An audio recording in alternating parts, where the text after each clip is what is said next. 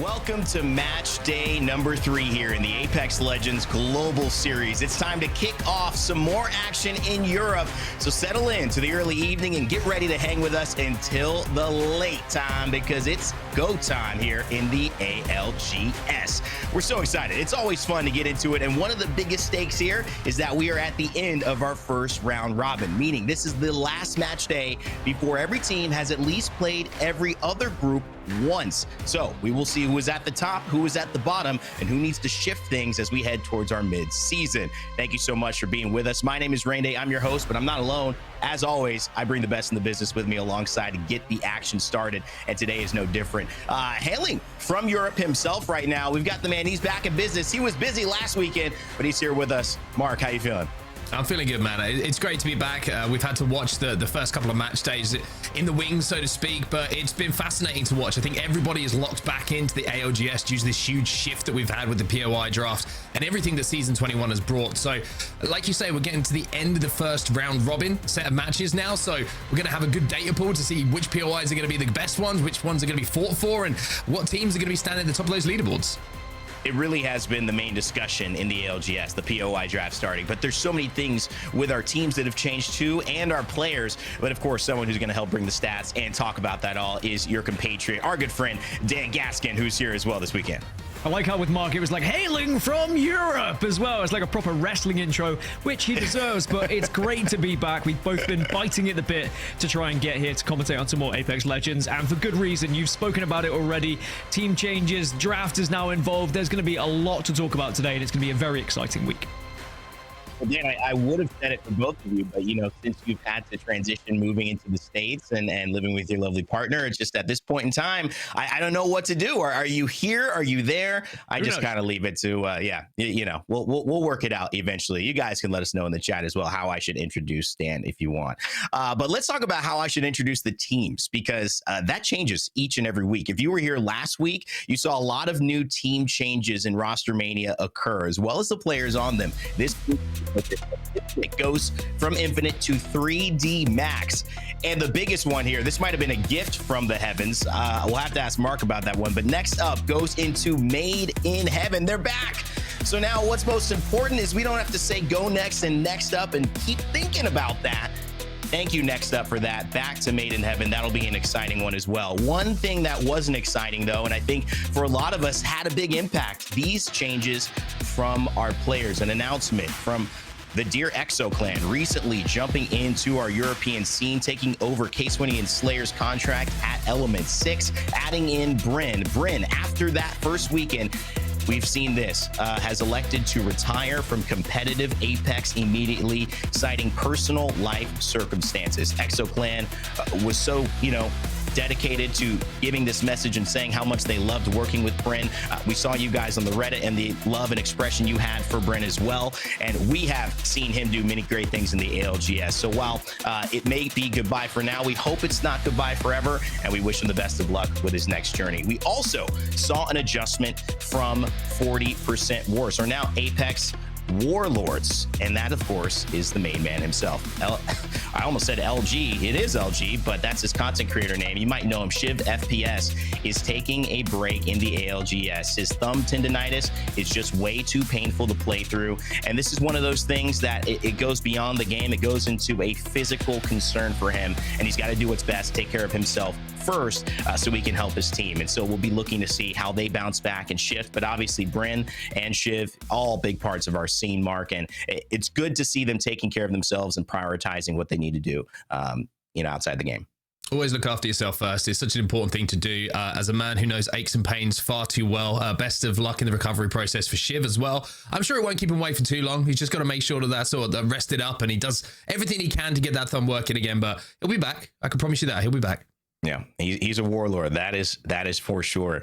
You know, the teams here today, there's no slouch. In fact, we've seen in Group B and in Group C be the winners of each match day. Even though we had great performances from Group A, it was, of course, B and C that would ultimately take the day, whether it was ANC Outplayed or Gaming Gladiators. One of the interesting things about this, though, Dan, just from an overview, is there's a lot of teams who kind of need to, you know, set the tone here for this last day.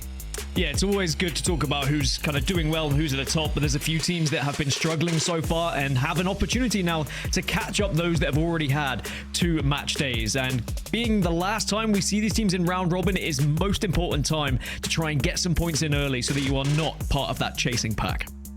Well, one of the interesting things is when we take a look at the overall standings here, Made in Heaven have really gone off to a huge start. 42 points. They've been excellent so far. Go Next Esports right behind them. Remember, next up, Made in Heaven, that was next up. So it was next up and Go Next. Now it's Made in Heaven, Go Next. And then a good performance from Na'Vi there, but that's their second match played. The teams below them, Gaiman Gladiators and See Outplayed, who have played today, both won their days and are now in the same lobby here. So that means a lot for the implications of where this overall standing will lead. But let's go to our 11 through 20 teams, because these teams also have to make some changes. Maybe not the best performances, not the worst. Hoping things start off a little stronger for teams like Alliance, Mark. Yeah, I mean, if you're looking at points per game day, you look at 11 and you would say that pretty much should be good enough, with one maybe slightly better performance on one of those game days to get you into the qualification spots for LAN. We do know that EMEA obviously is a little bit tighter than it was at one point to get to LAN, but the split 2 playoffs is the goal for all of these teams. Alliance with 11 points on that first game day. I don't think they'll be too disappointed with that, considering all of the crazy changes that have happened in the game and how everyone's had to adjust. So I think the teams there in that page with just the 1 series played will be pretty happy with the standings.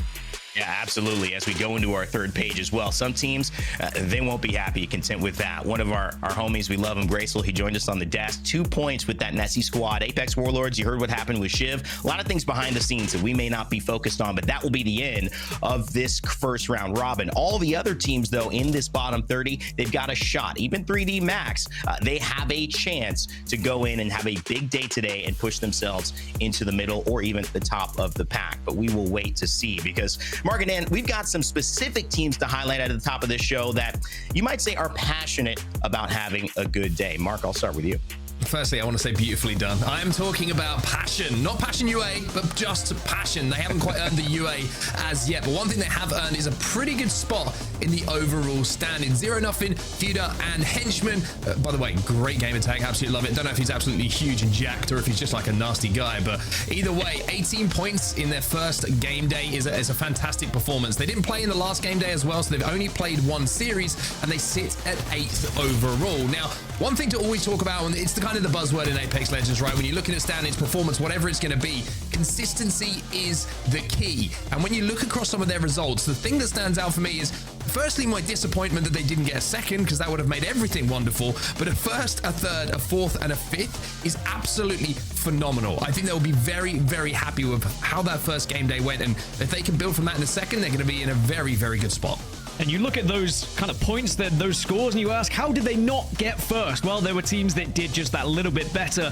ANC Outplayed and the Gaming Gladiators, 2 teams who were able to find victory in match days 1 and 2, but neither of them finding an actual win in game. The consistency across the board, incredible, insane amount of kills. Yet they can't quite get over the finish line, but they are finding those fights, they are getting into those engagements, and they are definitely going to be 2 of the teams to watch today. But will the statistic of not finding matches being won hurt them when we get to the final playoffs at the end of it, when we start to talk about match point format? Now, another team I want to look out for, maybe not for how well they've been doing, but disappointing performance so far for 07 in their first run out, especially considering they didn't make the most out of their initial pick. They had Lightning Rod in 3rd, and if you're gonna pick one of those POIs right from the get-go, you'd be expecting points, but they weren't able to achieve really any points at all that they would be screaming and shouting about. So I think they'll try and make a better use of their POI draft this time today. And it was just one of those days, really. I mean, there was a highlight, sadly, that we have to kind of focus on. When you're trying to make a rotation, how many times have you seen this happen in your own games of Apex Legends? You try and go over a mountain, you say, yeah, we surely should be able to make this. Sadly, they were not able to make it. It was one of those scenarios where it was just like, what is our luck? We can't even get over a blooming mountain rain day. Yeah, it was one of those difficult things. And I think that's just, it's insult to injury at that point when you're already not getting the results that you want. You've got a new introduction in Zane that you've talked extremely highly about, and then it doesn't perform on the main stage. You know it's going to get brought up next week. But what Nasky responded to, which I thought was interesting, was that he said, this is the worst performance I've ever had, ever, and it will never happen again. So we'll have to wait and see. I think we'll all be waiting with bated breath to see how O7 do today. A lot of great names, a lot of great games upcoming as well. And if you want to see those specific rotations your way, well, I've got the perfect place for you to go. It's faceit.com/watch. Faceit. Our friends there have put together a great experience where you can have multiple POVs. You want to include the map. You want to see Nasky in those rotations. See if they get over the rocks this time. No diss, man. But, at the end of the day, it's going to be interesting to see. And maybe Gaming Gladiators or ANC Outplay, the teams that have done so well and won the day without getting a win. Will their strategy overlap? We'll see who takes the cake. Faceit.com/watch. Go ahead and check it out. Well, at the end of the day, it's the beginning of the day. So we got to get things started. Mark, Dan, you know what to do. Let's kick off match day 3. Let's do it. Let's get into this. Let's close out this first match and group of round robin so that we can finally get a group of stats together, Dan, because that's what we've been talking about a lot before the show. We're sort of looking at POI draft, how things are working, what POIs are providing certain amount of points, what teams are doing well, and we're also kind of in the back of our heads going, well, we've only had 2 game days so far. Let's not get too carried away with this. But certainly some patterns are starting to emerge. And I think it's been a fascinating watch, right? It's really re-engaged a lot of people with how these games are going to play out, how teams are going to adapt. And we're talking about all of this before even a bullet has been fired. So it's going to be an amazing day of action today. You really are joining us at just the right time. And speaking of where we're starting off, Dan, we are going to World's Edge for our first 3 before we head over to Storm Point. Yeah, so World's Edge, rather than it starting on Storm Point, I mean, we always see this. How is it going to affect certain teams? Are they better on one map than another? Or now we have the POI draft. Have they got a better POI draft in World's Edge than Storm Point? You heard me mention it at the top of the show about O7. They had a really good pick on Storm Point with Lightning Rod, but did not capitalize from it. So once we get into that POI draft, we'll be having a look at who's got those early picks and can they make the most of them. Well, let's take a look at the draft then. If you're wondering who is going to be dropping where and what pick they got as well in the Snake draft, well, here is your answer. The go-to, the number 1 pick so far in the ALGS has been Sky West, and you can see pick 3 is going to go to GG. So they're going to be very, very happy where things have gone. Alliance, though, a little bit of a surprise to me, Dan, to see them picking Survey Camp. Yeah, Survey Camp that was drafted in 17th, then 15th prior, but they picked it in 12th here today. So clearly they feel like maybe northern zones have been more apparent in ALGS, so they're hoping to get some more of those today. A very risky method, but maybe it will pay off. We'll have to see if it does play off. We'll keep moving through as well to keep you up to date. Stacks is always going to be a good POI as well. You can see FAK, they have that at the moment. Elsewhere, you can see Harvester is going to be going over to full English. Overlook is going to be for RTS. Exoclan, though, a very good drop for them. Lava Fissure, I always feel, was a very, very strong one. And 07 going to be very comfortable with somewhere they've dropped before, which is going to be Siphon West. Yeah, Lava Fissure actually the 5th most popular POI to be picked at the moment during draft, and we have seen a little bit of success, but perhaps not as much success considering it has been picked up early. But that will all change. Those statistics will start to develop once we have more data. As we mentioned, we only have 2 at the moment. Elsewhere, you can see Passion UA in Skyhook East. Again, that's going to be very tough. I mean, we've seen a few good teams find points from it, but ideally you would rather have the West position. Yeah, I think it's fascinating, this POI draft as well, because like we're talking about its stats, everyone's still kind of trying to work it out. I feel like both team-wise, talent-wise, fan-wise, what's going to be, the strongest POIs to go from. And even if you were to go into the draft, get your first pick, feel very, very comfortable with the drops that you're going to get, as you can see where our World's Edge drops are going to be. You're not even thinking about what the zone is going to impact the game for. You might get Sky West, you might be able to pick up trials, you might be leaving with purples and reds, but if it's going over to launch site and it's going towards Dome in the end game, it's still a rough rotate for you to go through. It's almost as if you're blessed if you go Sky West and you get some zones coming your way as well. They're the match days you need to make the most of. Something I do want to touch on is we have Climatizer West and Siphon West being selected for the very first time. It's typically been East for both of those POIs. Whether DMS and O7 feel like it's going to be a better position from the other side, it probably won't even matter that much, but it's certainly strange that no one had picked it prior. But maybe you just try and go for one of these different things to throw people off, and it could even encourage some sort of contest. Maybe someone goes for the other POI, but we've not had it happen yet. Yeah, it might be a case of there's an easier rotation to a potential survey beacon on the way from another POI. It might just be getting a little bit more elevation that you can rotate through. All of these things start to come into it, and it's like, we talk about how the IGLs are, well, they're earning their money right now. It's one way to put it. But also the coaches and the analysts who are sat behind some of these teams, they are earning their money as well, because building a macro around a POI is something that teams have done for so long, right? They have had a POI, they fought for it, they will play an entire season from it in the majority, and everything is based around where the zone goes and what we do from there. But now there is, okay, we have a couple of days to prepare, and it's kind of like, imagine going into your exams. I'm just saying this as someone who did this, by the way, and thinking, my exam's tomorrow. I have not done any revision whatsoever. I need to cram like I have never crammed before to learn exactly what I need to know. And for some of these teams, they wouldn't have played from these POIs very often, and they are going to be heavily leaning on those analysts and those coaches to feed them the information they need to make some decisions. I mean, that's prime procrastination there from you, and I'm exactly the same. Me. And I think a lot of players will be like that, and they expect maybe someone to just guide them in that direction. As you say, IGL is earning their money, as are coaches. But you speak about, where are you going to be dropping? Is it going to be one of the better POI draft positions? I think that a lot of people still don't really know, and we are getting comfort picks that are clearly coming in where people are saying, all right, well, we've done well from here previously. It might not be one of the more ideal POI draft positions, but we know we've succeeded, so let's try it again. And I also think where you are drafting is very important as well. For example, the Gaming Gladiators, they picked in 19th and 22nd and still found first place. And then on the flip side, ANC Outplayed, they drafted from 4th and 37th and still found first place. But the key differences between those two teams is ANC Outplayed found more of their points from their World's Edge pick, which was their better pick, whereas Gaming Gladiators were just more consistent across the board. And we are going to need to see teams finding success on their early picks and not throwing it away.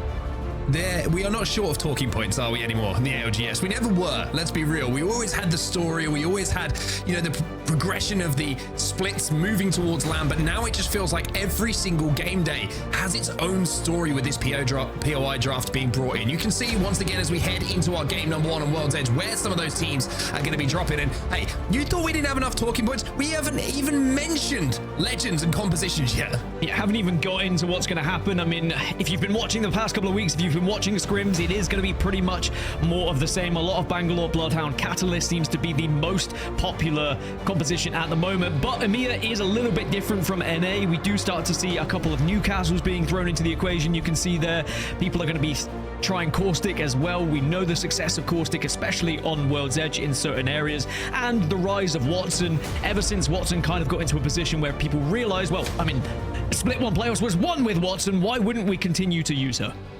And of course, the rise of Fuse as well. Not just a legend that's going to be able to enable you to interact with a few things around the map, but a very strong pick, I feel, for teams who are playing from the edge of either of our maps. We're in a match number 1 though. Game day number 3 is live here in EMEA. Welcome back to the ALGS. If you have been away and you've been missing us, I gotta say, Dan, it's good to be back. I mean, I've been missing it, that's for sure. Well, we get a first look at the initial circle, and of course, where everyone has been able to drop out for their POI selection.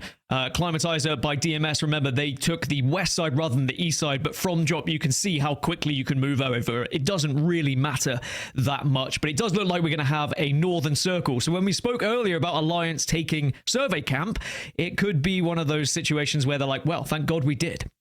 Yeah, I think it's a very good drop for them. Not only because of where zone is going, which looks like it's going towards Skyhook as we get the beacon information, but they're going to have ring console and a survey beacon to play with as well. So some good early access to Evo for Alliance is going to put them in a very, very good spot, as they don't have to make too much of a rotation. One thing to keep our eye on though is over at Stacks and Big Maud, because you have FA kids and players very close to each other, and usually historically we've seen one team kind of own both of these POIs, but with the POI draft you're going to see these two teams trying to loot up as quickly as possible, because the last thing they want to be doing is engaging. And you can see that one person is already essentially the watchman for the team at the moment, trying to get some damage down as they collect that Evo holster. Especially when you see a circle like this and you know it's likely they're going to rotate through you here. You want to try and encourage them to rotate the other way, so that if you're not going to be taking that fight, you're going to have a more comfortable rotation yourself. Likely up through Geyser. You are going to be late. You're not going to be one of the teams that's going to have priority of position here. So you can also consider, well, maybe we do want to fight. How about we go for an ambush? Maybe let's go up to Geyser. Let's hide in one of the little nooks and crannies, and we might be able to catch them on their rotation as well. One thing to note, I think, with how the game has started to progress, teams who are playing from the edge, I think one thing that's given them valuable information is the survey beacon, which is kind of not only allowing them to work out how they want to play the game, but if you can hit a UAV on your way through as well and find out a player scan and find out where other teams are, finding an isolated early fight, especially if you get a little bit lucky with like a ring console, a survey beacon, and an evo harvester next to you, and you can take it. You essentially, by taking that individual fight, you get up to purples early and you clear a lot of path for yourself. So it's something I'm seeing teams do more and more, taking that early fight if it's isolated and they feel that they would have an advantage. It's a great way to get evo up, get early points, and also just clear a little bit of the map. It gives you so much more confidence as well if you are going to be on purples and you don't have one of the priority positions, you have to force your way into zone. If you see a team that's on blue and you have purples, you're going to be far more inclined to actually take that fight and try and retrieve that position from them, or at least force them out and then take it from them instead. Now, Gaming Gladiators, who dropped over towards Skyhook West, they are going to have, of course, one of the better spots, but there is a fight happening over towards Geyser. We spoke about this rotation. And we spoke about how 07 had a very poor, by their own standards, match day number 1. Well, this early fight for them might be one way to just gain a little bit of confidence. You can see that they don't have the fuse, but the team that they're going up against certainly does. The Knuckle Cluster is coming in. They've already used the Mother Load as well. It's more traditional here in the composition with this meta for 07. You're seeing the Bloodhound, you're seeing Catalyst, and you're seeing Bangalore, and a lot of responsibility is going to be on Zane. He needs to play off of this smokes coming in from Nasky in these team fights, use those scans, and get that damage down. I think they're both reluctant to take the fight, knowing though that FA Kids could have approached at any moment. Rolling Team's not so far from them as well. And again, it's one of those scenarios where you're kind of damned if you do, damned if you don't. Because if you take that fight, you are going to be providing more noise. You are going to be encouraging someone for the third party. But if you have one of those moments where you're just kind of facing off against one another, you are wasting a lot of time. Well, one fight that's taking place now is for one of the priority buildings. You can see that Alliance want to be aggressive. They're trying to defend it, actually, at the moment. Havoc in the hand of effects is always a good thing to have. The problem for him, though, no scan coming in, and the Bloodhound will go down as well. So unlucky not being able to provide any scans through the smokes that are going to go down. It's all up to Hackis and Effect now, and now it's just Hackis, the IGL, trying to clutch up here for Alliance. It was a great trade-off in terms of kills. Going to get a swap as well. Will get the armor, so there is still a big chance here for Alliance, but you can see there are 2 members of Gaming Gladiators that are still alive, so Haki's having to try and take a 1v2.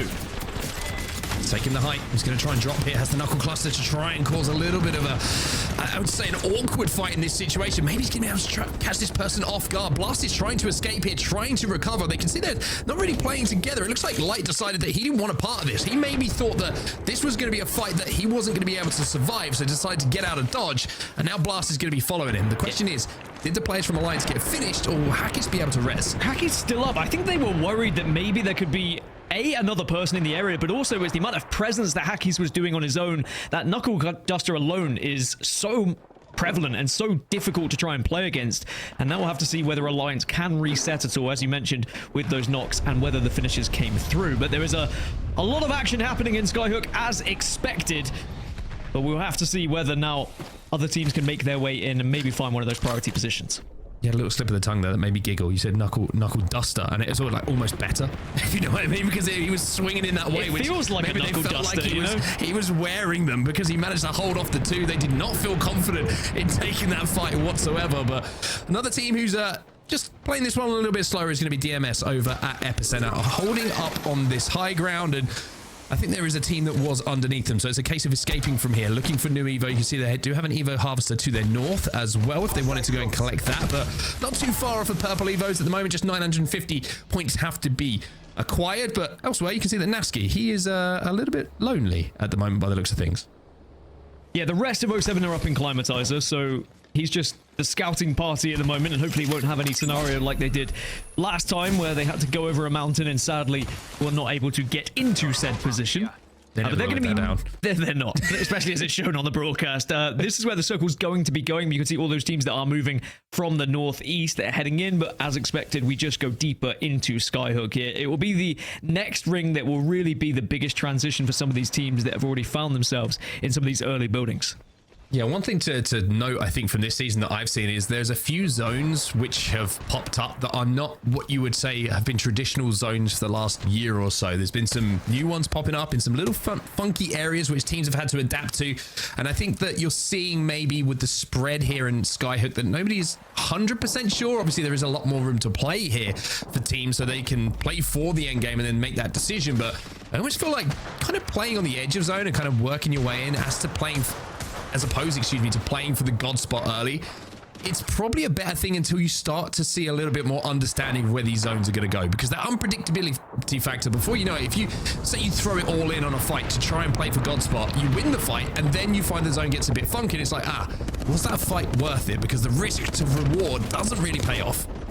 Yeah, sometimes you're forced into those scenarios depending on where your POI draft has you and where the zone goes as well. There's a lot of different factors that come into that equation, but DMS holding out 07 at the moment. They were the ones who were traversing from east to west, trying to get through survey camp. But if they do get through DMS, Passion are waiting on the train tracks as well. So this is going to be having to try and conquer two teams unless you can get past them here. But 07 at the moment, they're posturing themselves up against DMS, almost like they want to take this fight, and perhaps they feel like they have to.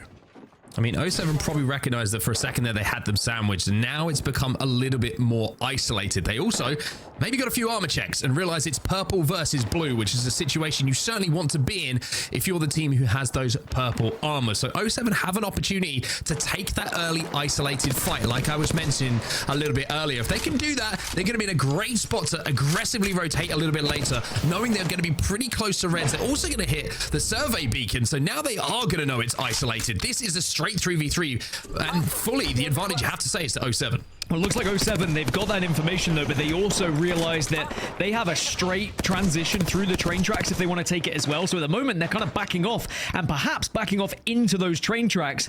And they may have also seen a team arriving from Epicenter or at least in the surrounding areas. So they're just not really inclined to take that fight at the moment, as a lot of teams making their rotation into Skyhook as we expected. And Vex have actually found a pretty solid position here and maybe an unexpected one.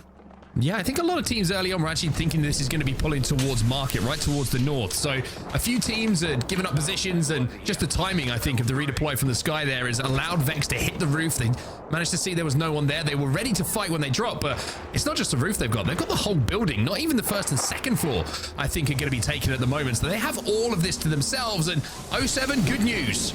They've made it over the mountain. Yeah, that is at least a start for them, but they would have noticed there are 3 buildings that are uncontested at the moment, so they should be able to find a place to call home here, as long as they had remembered from that survey beacon who was where. And even though this building doesn't look fun at the moment, they should be able to comfortably get themselves in, because it is just caustic barrels. There is no one residing here. Well, Amphy going to pop the Feeny Bobini, get himself up to full shields and full health before they plan their next rotate. But 07 in a very good spot, I would say. Having purple armors and knowing that they've done a little bit of damage along the way. Need to get a little check in a few seconds as well to see where those Evo levels are at and how close to red they are. Because we know it is a bit of a jump from purple to red, but elsewhere you can see a couple of teams trying to fight their way through countdown at the moment. You're rolling teams who are trying to hold out players who are trying to work their way across this bridge. And I think rolling teams, as long as they can hold this for a good, minute and force players to make a decision, there is potential KP here. The sad news for them is where do they go afterwards? They can take that building that you can see on the southwest side, but they won't know that it's unoccupied at the moment, and it's just gonna be one of those where you have to force your way in sooner or later. But the motherload gets popped, and it does look like players really want to take this fight. Johnny Cash fans unite. Kazakh trying to make sure that he doesn't fall into the burning ring of fire, but elsewhere you can see the shots aren't quite connecting in the way that he'd wanted, and now there's a few shots coming in from elsewhere, a little bit of a swing coming in, and now players find themselves in a little bit of a rough spot. F2's going to go down as well, as rolling teams, well, they're living up to their name in the moment, because nobody has taken damage really, nobody has got knocks, and this should be another KP, and it should be easy for them to clean up. Yeah, by name and by nature here, the last player of players just desperately trying to stay alive, and probably is going to survive here and should be able to at least rat out, but how long that's going to last for remains to be seen. Now rolling teams have a decision. Do they try and follow where that rat was going and go through the tunnel, which does leave you with a choke possibility and a team could be there to ambush, or do they try and play on this southwest side, go round the mountain and then try and find a building. It is going to be a tough call. I would imagine they're more likely to go west and take the building opportunity because I think it's too difficult to go blind through the vault tunnel. Well, Danish are holding the height here in Skyhook. Looking at where the zone is going to be pulling, it looks like it's going to be pulling towards the little compound just outside, just to the west of where they are holding at the moment, more towards the trial side. And that's going to be a very interesting end zone because there's not a huge amount of cover. There is one building that's going to be certainly fought for a little bit as teams try and navigate towards that end game. FA Kids, they're going to be safe inside of this next zone, but they're going to have to rotate in a few moments' time. Zidane, though, he's already up to red armor, so he's going to be feeling very comfortable here on the Bloodhound. Well, this was the rotation that was decided on this western side by rolling teams, and they have certainly found that it was not a comfortable one at all. They've already lost one player, but can they fight their way back here and maybe try and survive?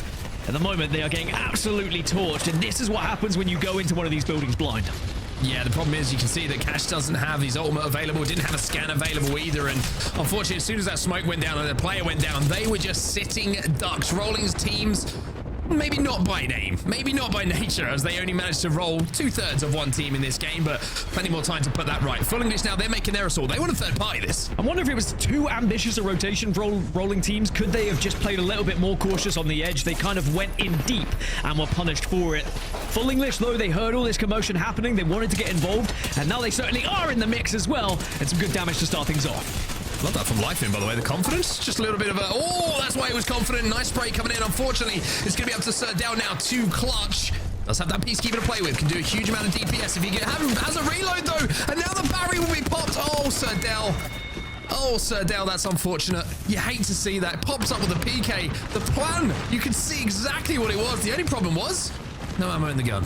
You pull the trigger, but nothing fires. Sadly, we've been all there before as Gaming Gladiators now will come in to just be cleanup crew here. Remember, they dropped over at Skyhook West, and they are going to be more than happy to see everyone finally arriving at their POI. Already 7 kills on the board for them. We haven't even got 4 squads. We've only got 4 squads rid of at the moment. We haven't even got to our top 15, so the fact they already have 7 kills is very impressive indeed. Well, 07 a little bit further off of those red evos than I thought. They still have a long way to go. We also see a respawn coming in. That is not someone dropping onto their first POI of the game. They're not arriving that late to the party. And it's going to be a respawn actually coming in here for players. So shout out to Kazak, managed to get his 2 teammates back into the game, but they have an extremely rough rotate. You can see the bottom left-hand side of your screen. Trying to walk up on FA Kids. Kneecap are trying to sandwich them as well. This is going to be rough. The fact that players have got back up to a full 3 is incredible, but I think they've just been eliminated. As I say that, that's a commentator's curse. 15 squads now. Everyone's got a placement point. DMS down to just 2. Ultimates come down just to try and maybe survive here, but you can see the position they're in is such a vulnerable one. Not much room to play here. Yeah, this is the compound I was talking about. There's not a huge amount of cover to play with. If you play it late, yes, you can play one of these walls. You can play some of the boxes. But with so many teams still alive, 15 of them, it just means that every single angle you feel like you're getting shot from. It's very difficult to hold down for the end game. You're kind of hoping that maybe you've got a legend which is going to help you to do so, but no Rampart, which is pretty much the only legend I can think of that's going to help you have artificial cover for more than a few seconds. Passion now making their move. They are playing underneath the central structure. Blacklist International, they'll be eliminated in the meantime. We're down to 13. Notice how Passion are trying to keep moving. They are not staying stagnant here. They want to just always rotate and stay away from any potential shots. They do have the caustic to try and zone people out and not be pushed, but you are vulnerable from several different angles here, and they're just trying to work out at the moment which is the safest spot to play. It looks like under this bridge is going to be the ideal spot for now, but they will be a focus point for a lot of teams that are arriving, so they just have to be careful here. I have a question for you. Did you ever watch that like reality program where people make cakes? Yeah, is it cake? Yeah, okay. I don't know what it's called. I could not tell you. But one thing I can tell you is that's what we're seeing the Apex Legends equivalent of right now with that central structure, because you have Danish, Passion UA, Exo Clan, and 07 looking to move into the tier of that cake. However, at the moment, 07 thinking, hey, actually, we're not hungry. We quite like this corner. It's going to serve us well. 13 squads remaining. What do they do next, though? Real question is, does anyone want to take a bite of said cake, right? Because you've got 7 teams that are outside of the zone that will have to force themselves in. You can try and make that play to dive straight onto the structure, try and get on top of people, or inject yourself into the middle. But I don't think many teams are going to have that opportunity. A lot of squads are going to have to fight their way in from the edge here. This is the scenario where you have to be playing for kills. Yeah, I was about to say, there's going to be a lot of teams calling right now. We play for KP, and we see what happens off the back of it. We see what spaces open up. If we play for a few KP and we see a third-party opportunity, that's our time to strike. Elsewhere, though, you can see the Catalyst walls are going to go down, which means that the cover is going to be thin. It is going to be sparse, as we see Will now moving in, as Shex looks to get Shexy as he gets his Hemlock out, but he's not going to be able to get the knock, and now he's trying to survive. So ANC outplayed, who have found a victory already in a match day. Can they now push themselves a little bit further? Look at the kill feed starting to explode. They were able to get from top 15, now closing in on top 10 just by walking in. They do get top 10 as we see 5 squads all eliminated at once. Forbidden gone, Kneecap gone as well. DMS though, still trying to survive. A little bit of a hit fire coming in. FA Kids will be eliminated. DMS lose 1 though.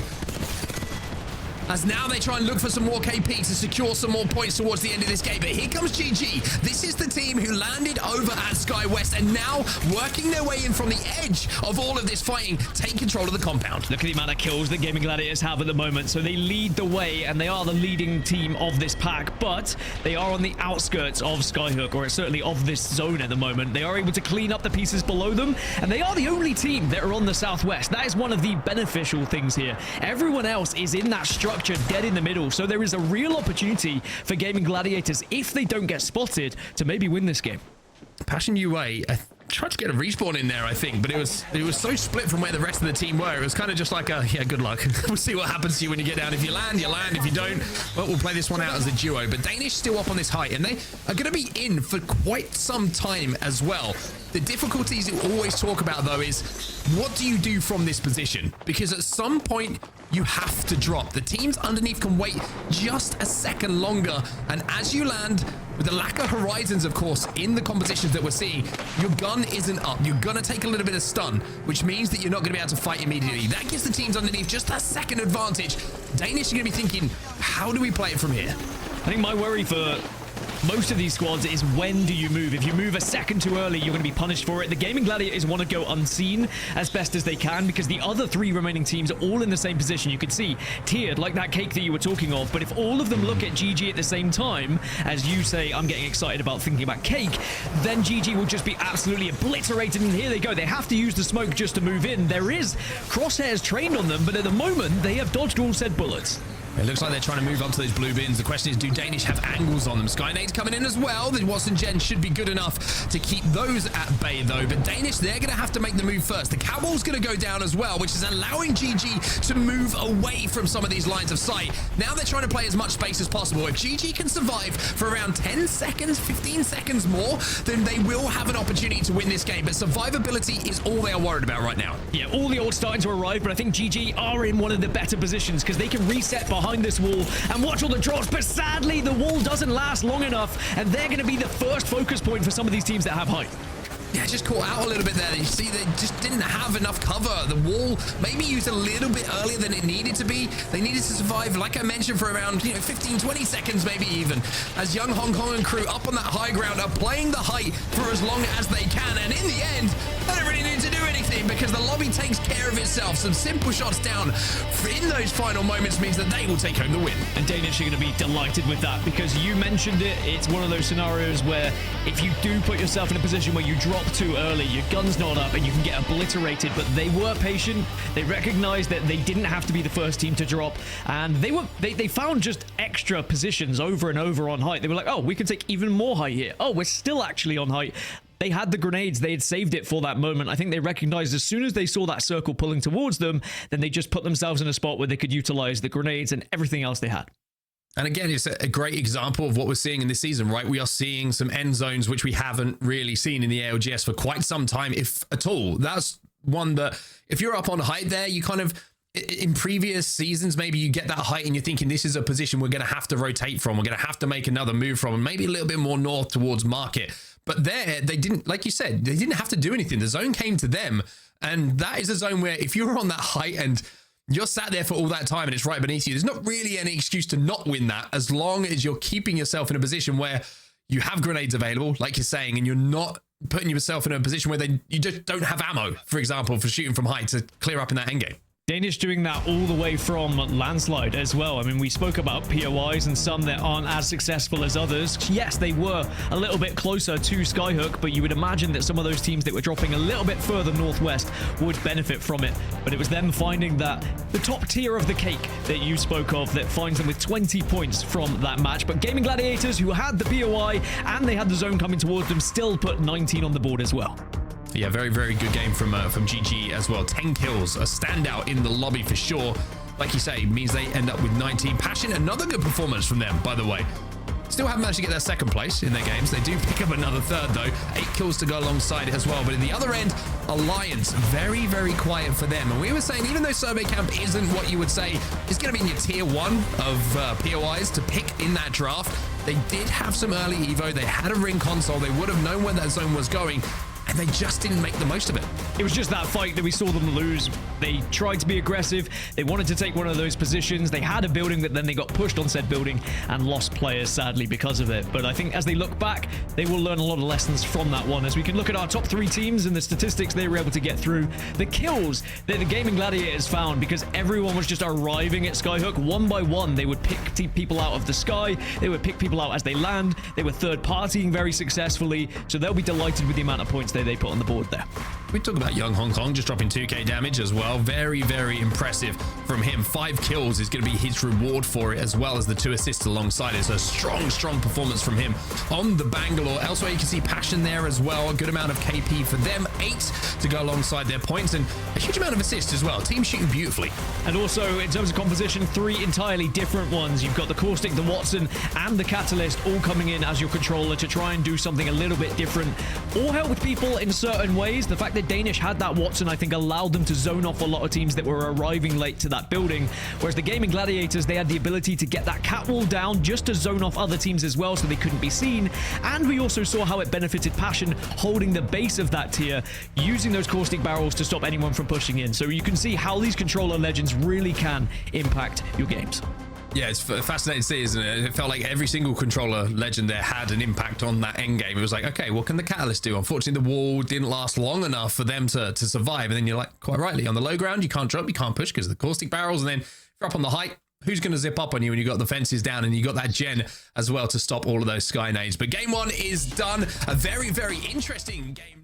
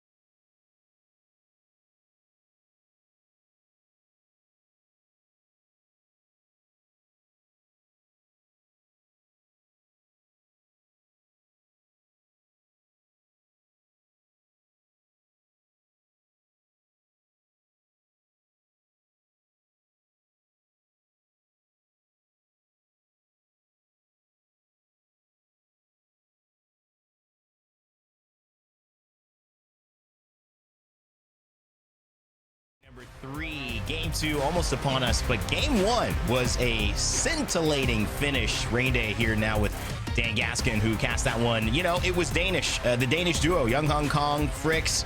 They got it done, and it was a maybe an unexpected from my eyes. You know, we'll have a chance to look back at it, Dan. But for me, looking at this, it seems like, you know, Mark had said it, that the team on top typically would have to move earlier, but it didn't play out that way.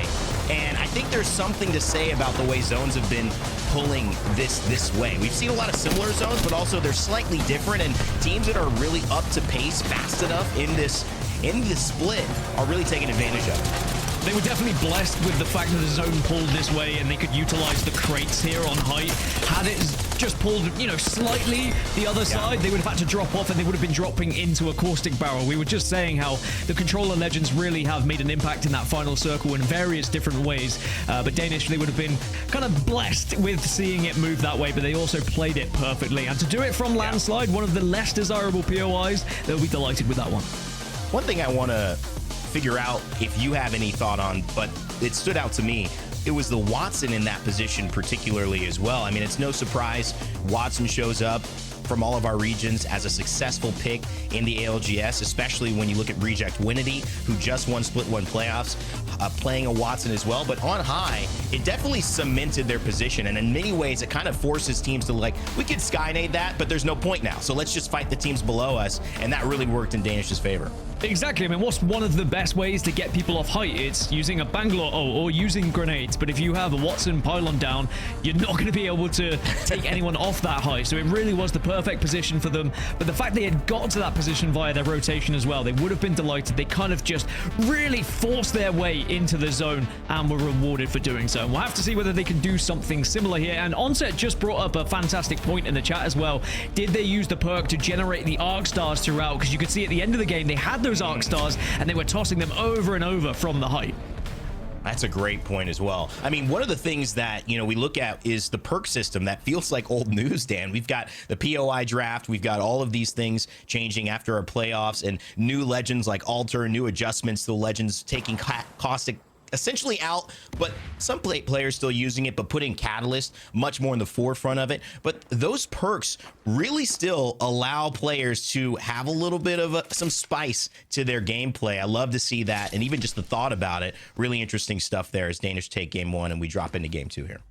Sugar, spice, and everything nice. And now circle-wise, Evan, it is going to be potentially something similar here. I mean, it could pull still far north. It could also be something that is more around landslide here as well. No, we're going back to the same place. So if you are a team like Alliance, who genuinely, I think, picked Survey Camp because we've seen so many northern zones, again, they get a second chance for redemption here, right? They didn't really play it too successfully in the first game. They weren't in the correct building. Are they going to try and change things up here? That's an interesting, you know, look at this season too. And it hasn't been something that's been off viewers' minds as well, and even our players. We've got similar zones, and even last weekend it was a bit of a theme. But how do you navigate that? In some ways it makes it easier for these players who know the things that they're going to have to go through. It's difficult from a rotation, but at least you know the difficulty you're going to face, and hopefully after game one, if you made some mistakes, you can bounce back and find a way to overcome them. You just don't want to repeat again and again and expect a different result. And Passion UA, they were and here in this Skyhook area, and only got 5 points, but still sitting in 7th. It's not a bad game, Dan. It's one of those games, though, that you'll be hoping to have a better result from, especially starting so close to where the zone usually ends.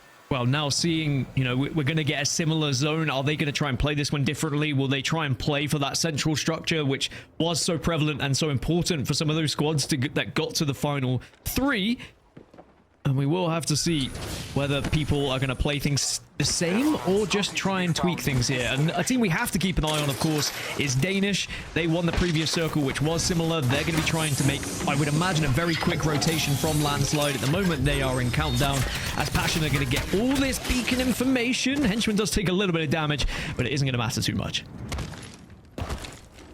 And just go into slide down as well. 20 squads starting out here in World's Edge. Different types of picks for these teams to elevate their game. Some teams, though, not prioritizing this map as well. And we've seen that work in some ways. We've seen it work miraculously for teams, though, who had a chance to pick late, didn't really prioritize World's Edge, and then ultimately ended up getting their most amount of points there. So it's really up to the play. Sometimes you just get things rolling your way as well. Blacklist International, they're looking to get a little bit more than they've got there as well. But I'm noticing just a lot of Watsons. I mean, even the crypto coming in as well, Dan. I feel like this split for sure has reset the meta a little bit, and teams still figuring things out. I don't know if there's a hard, fast line, except possibly Bangalore at this point. Yeah, I think Bangalore Bloodhound seems to be the staple, and it's about what you play around it. Of course, you can swap and change every now and then, but consistency-wise and statistics would suggest Bangalore Bloodhound is a mainstay. Now, elsewhere, 07, they're making their rotation through. We saw them have an early fight in the previous game as well, which they then left, but it looks like they're kind of hunting players at the moment. Maybe they feel like they should be taking some of these early fights to try and get better armor. Stop them in their tracks. Tough spot. Let's be rotating. And of course, the story with 07 is trying to find their rhythm. This new squad introducing with Zane, Nasky, and Amphi been doing their thing for a minute, but wanting to just get a little momentum. That's one of the hardest things to do, coming back from what Nasky himself said was really the worst day he's had in Pro League. Turning it around, getting something like a win, a big kill game. That could be all that matters to send them into the right spot, as we have a little fight happening here with DMS and Rolling Teams. Rolling Teams who were able to have a very successful fight in the previous game, but then were a little bit too aggressive with their rotation. Now it's going to be a real question of, do they play with the same kind of aggression in every fight they have today? Because when they got into the 3v3s, they looked very successful. Bizarre. R99 carrying out. You don't see that weapon too much in this meta, but it can still do things like that. 57 hits flesh, peeks around the left and right corner. Nobody wants to give up these doors or push too far. RTS, though, has maybe made the biggest move. They've taken the stairs. Now looking to take a little bit more space. And they are going to get a scan off. That gives a lot of information. A couple of Prowler shots as well. That's bad. Catch almost goes down, though. And there's a big push there. Nice from Taskmaster. Rolling Teams now down one. With the R99, going to look to swing. Bizarre. What can he find? Nothing. It's another one from Taskmaster. Echo is going to fall, and Rolling Teams going to go down just like that to DMS. Oh, look at the amount of health on Taskmaster. Just about survived DMS, and that's what Taskmaster is doing at his very best. He is a clutch player in those clutch moments, and now they should be able to reset. Players are kind of in the area, but not close enough to do any real damage. Sadly, that is one of the downsides of the R99 as well, just the clip size. You are punished for it so often nowadays. Couldn't get enough damage with it. All the meanwhile, Alliance were also eliminated in the kill feed. So again, from Survey Camp, yes, they've chosen one of the kind of more questionable POIs, but they were close to zone, but they couldn't quite get into Skyhook successfully. And now a lot of teams have already made that rotation. Players and DMS on that other side gonna run into each other, most likely here. And so, can DMS continue? They've just reset. They've got a big fight. Will they have healed enough?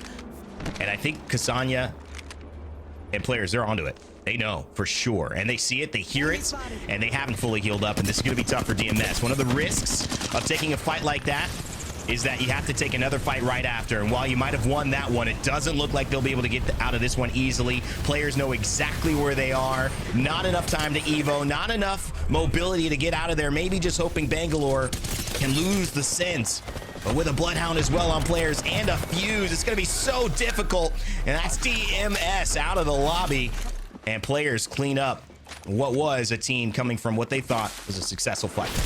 Yeah, players played that one extremely smart as well. They took their time where they kind of lulled DMS into a false sense of security, where they thought they were okay, they thought they could be able to reset, and then they just forced their way into that fight in the zone as well. I think that a lot of people could learn from that sometimes it is okay to dip your toe into the red and take a fight if you feel like you have the advantage, because not only now have they got extra KP, but also they're going to have all that loot and the extra Evo shield that they would have been desiring on the edge. They are one of the only teams who are outside of the circle at the moment, are players. The other two being Kneecap and FA Kids, but you can see Kneecap are trying to make a very interesting wide swing on that western side. So how do you feel really about these positions in terms of, we see Passion taking that similar building, most likely spitting it with the other Passion, UA, which is only making things easier for us as commentators. But it looks like from the visual, they are on the high ground again. ExoClan kind of holding the trials area. I mean, sometimes I like to feel that if you can play from a position where you're not the first person, the first team that everyone's looking at, like I want your spot, there's a bit of an advantage to just staying out of line of sight.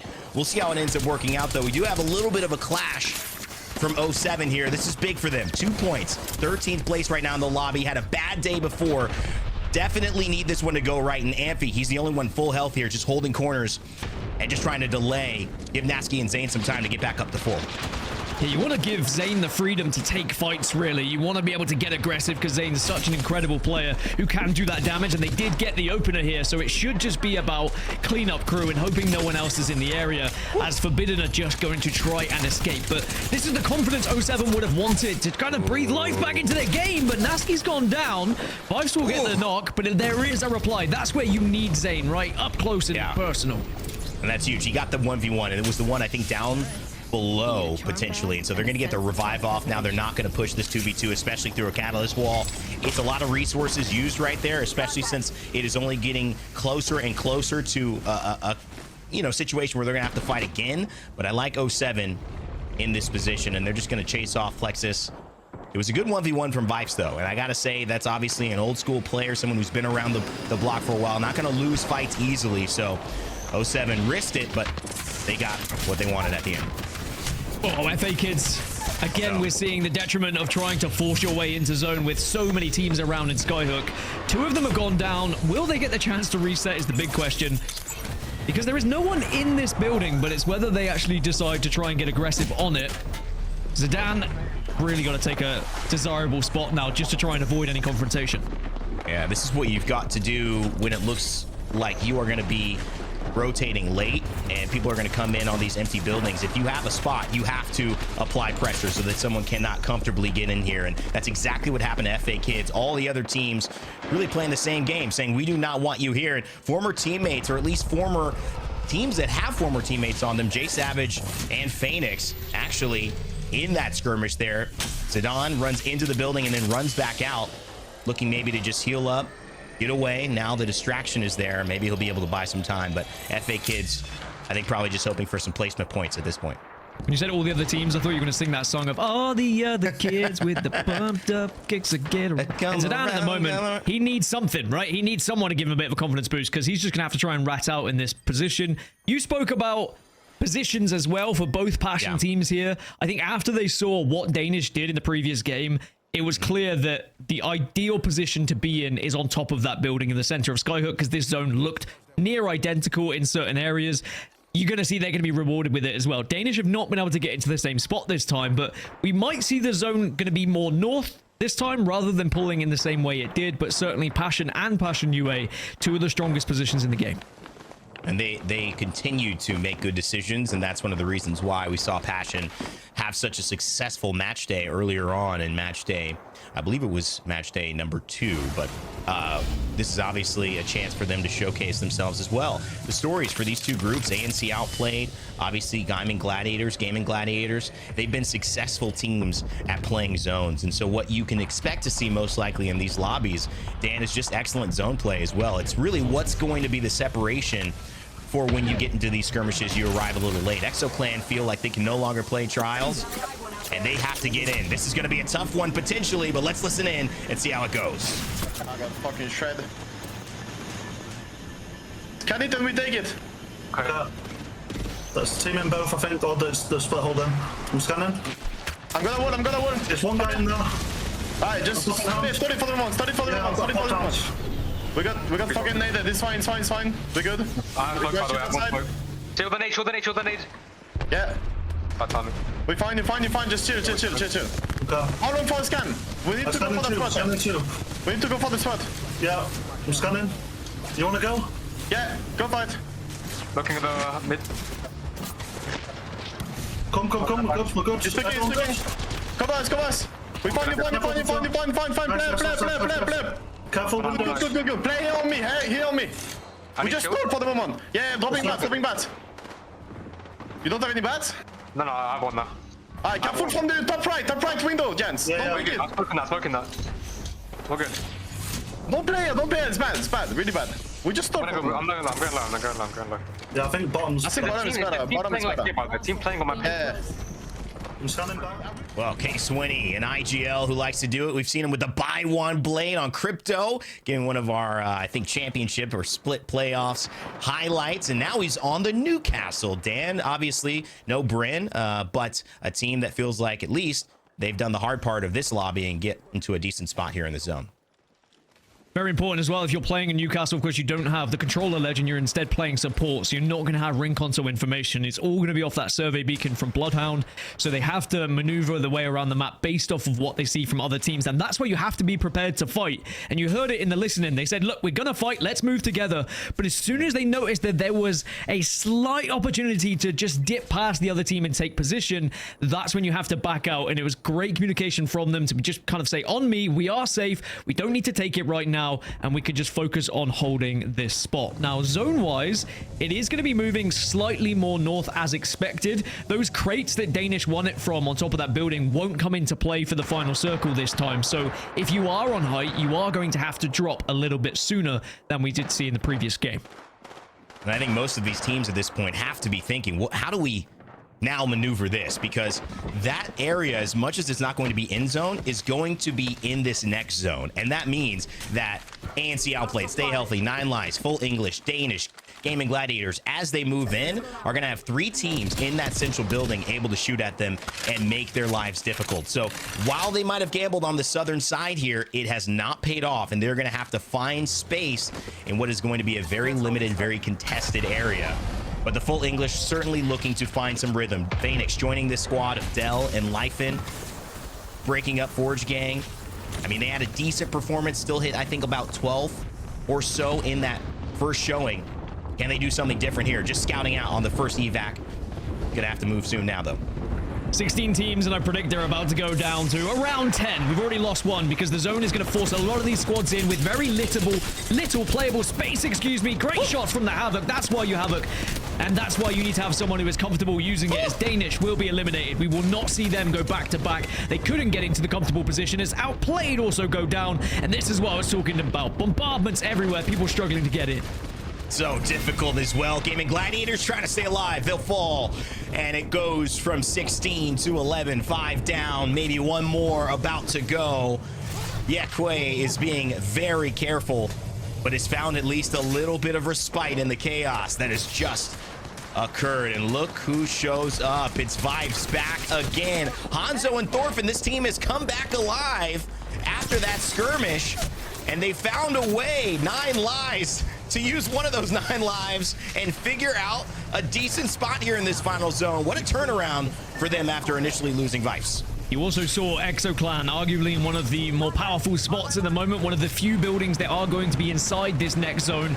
All these teams on height are going to have to move at the same time. If you are behind it all, a team like Vex, a team like Full English, there is an opportunity you could maybe pick off the teams as they are leaving the building. 07, again, they could do something similar from below, kind of wait for teams to drop, then take the fight and then move. But they are also very close to being within that circle, so they might just play as close as they can to the next circle as possible and hope that teams will drop on them. There's no doubt ExoClan seem to be, alongside Kneecap, who are sharing that building with them, in the best spot. I mean, they've got the Newcastle, they're set up, they're a full 3. All these teams are way too distracted with just surviving right now. And so ExoClan, they're in a great spot. Keep an eye on them as well. Nine Lives Esports, they just got that win. They've been able to restabilize with the Watson gym, but they'll have to move outside of that wall. But outside of that, they're in a pretty decent spot as well in terms of angles. But look at this Passion, not allowing players to make it out easy with the Sentinel. Max Strafe looks for 1, misses, tries to get it out again, and he's got 7 bullets in the tank, 3 as well in case he misses a few. And it's 2 down now. It's going to be tough, but Passion trying to just get as much damage as they can before they have to drop. This kill feed's going to light up once more, because look at the amount of playable space. It is a lack of it. You've got a few things you can hide behind as you're going to arrive into this circle, but everyone on this building, look at them. They're going to be forced now into the same area at the same time. They're going to cling on to whatever edge they can play for right now, but then you have to take fights. In 07, they do see the drop, but they've already lost 2. Oh my God, Nasky here. He's got to do a little wall bounce as well. Throws the smoke. Wow, something special about to happen here. We don't know. Nasky's ready to do it, though. He's got the Full English right in front of him as well. A little bit of Passion UA. And we see the overview. Full English will take that one. Passion UA will go down. Nasky will get the res. He's got to push Full English. Does Nasky feel confident? He's got a shield swap there. Not going to take it. Maybe there was nothing there. And he's got the Havoc. He peeks. This is a big play. And he has to run away. He didn't get the damage. And this is just going to be using the knockdown shields. Somehow, Dan, it's still going on. And Nasky is still alive. Yeah, great movement. Sadly, couldn't connect with the shots to really try and get a benefit from that push he was trying to make, but at least he's staying alive. Got himself into the top 6 now, and it's about placement points for 07. Clearly, you're not going to see them be able to get a lot of kills from this spot, but maybe you will be able to get into the top 3 as players more than happy to take this fight as well. Full English get eliminated, and we're down to our top 5. Does he push this, though? Is this where Nasky comes back into play? Look at this. Look at the movement there. I think that's Nasky as well. Just incredible stuff here from players as they will try to hunt down what's looking like the EMEA movement god over here. Nasky still tap-streafing his way around that Catalyst wall. Exoclan in a great spot. K-Swinny on the Newcastle. He's got that mobile shield, and he's just moving it back to his team, giving them as much room as they can, making it difficult to push. And that just might open up the door, but they're fighting against the zone, and they go down after an amazing push from Kneecap there. Nasky's still alive at the moment for 07. And is he healing himself in the smoke as well? He might have the perk to be healing himself in smoke, which is really helping his Kneecap will also fall. Nasky gets the job done, and Nasky's still doing God's work right now. Still alive into the top 3. This can't go on much longer, but what a valiant effort there from Nasky to put himself in a top 3 position. We saw this once before. I'm not going to jinx it, but there's a little man named Hardeki, and he found a way in this type of situation to be the one to come out on top. It will not happen here. It was wishful thinking, but Nasky to get a top 3 after his whole team went down in top 6 certainly seems like he is sticking to his word to play much better this time around. 9 Lives Esports, they went down early. Vipes, he was the one who was taken down, but now he goes down first again, and his teammates who have found a way to revive him there. Hanzo's gonna get 1, but he will not get the second. It is players who will come out on top in our match day number 3, game 2. All the way from Big Maud, players moved early, and against the odds, they get into a skyhook zone, and they capitalize from such an incredible position that they did force their way into. We have to give credit where credit's due, though, for Nasky for getting into the top 3 as well, doing a merry dance and the movement that you were talking about, one of the benefits of playing on mouse and keyboard. And I think, too, in the chaotic situations where you get out of predictability and you go into, well, what's happening? I'm just moving, I'm playing. That's where you can see a lot of individual skill, game sense come into play. We know Nasky has that. Bad performances do not make a player, and we know how much he's been a consistent performer. But also, 9 Lives and players kind of come from these 2 difficult pathways, losing a player early in a skirmish and then also coming in all the way from Big Mod and finding that success on players' side. So it's really been who can withstand the difficulty, the pathways the most, and also who maybe got a little lucky, because I think the other element is that 9 Lives came in from that northern side. They got that kill and then took that small wall where a lot of teams, Dan, they just committed to kind of playing exactly that same space that the first zone ended, but the poll just did not go that way. Yeah, I think people were expecting, I mean, it wasn't exactly the same zone, but we knew it was going to be somewhat similar, and you are going to try and replicate what has just found success for other teams, and it was on top of that 3-stack building. Sadly, you're forced a little bit further north, and those who had to fight very aggressively at the start to find that northern position were eventually rewarded. But in a zone like that, when there's not much playable space, it's about, do you have the ability to either create cover yourself, or can you find a position where other teams can't quite find an angle on you? I thought maybe Exoclan with the Newcastle might have been able to do something there. You can always get an interesting pick with Newcastle when you find yourself in those zones, but sadly, they got sandwiched as well. I mean, why do you think, I mean, the Newcastle was good, but did it show enough for you? Why do you think the Newcastle didn't work out in that situation? Because you look character-wise, a character who's got his own cover, who basically has another piece of cover in the mobile shield. That's kind of the situation it's designed to work for as we take a look at the match results. Give me your thoughts on that, and obviously the scores here from players. I think if Newcastle Wall was a 360 rather than a 180, then we would be having a very different conversation. But when you can only face it one way in a zone like that, there's too many teams around you, and sadly, there's too many angles that you can be shot from, and they weren't really able to get in a position that they could truly call home at any point. But they'll still be delighted to get a little bit further in the game. But you can see with a lot of the fights being avoided, when we heard those comms, they were saying, look, let's move here. We don't need to take this fight because we found this position. They only pick up 4 points. Could they have had a better game had they got a little bit more aggressive at certain times? But for players, for 9 Lives, and for 07, huge games, massive points. massive points as well. 07 off of that top 3 is actually going to take second place overall in this game. So shout out to them as well. 3D Max, we know that they need to perform, sitting at 0 points so far. Well, now they've got obviously a little bit to push them into hopefully closer to the top 10 of at least today's match day. We've also got ANC Outplayed, who didn't have a great game, but also coming away with 4 points. Danish as well, who got taken out early, still with 3 points total. It's not bad, but Alliance, DMS, rolling teams, DMS, the rare team in that mention, with just 3 points from an early fight. Alliance and rolling team still nothing here as we get it going. Our players who performed at a high level though on players with 23 points stand: Sanya, Faitu, and Kazakh.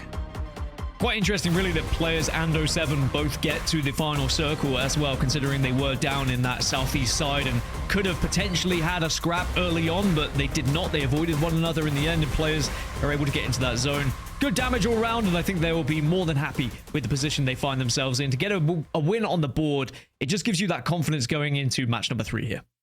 And it's honestly the difference, though. We have seen teams in EMEA take the whole day without getting a win. I'm not sure if we will see that continue. All right, Rene Gaskin here. We'll bring back...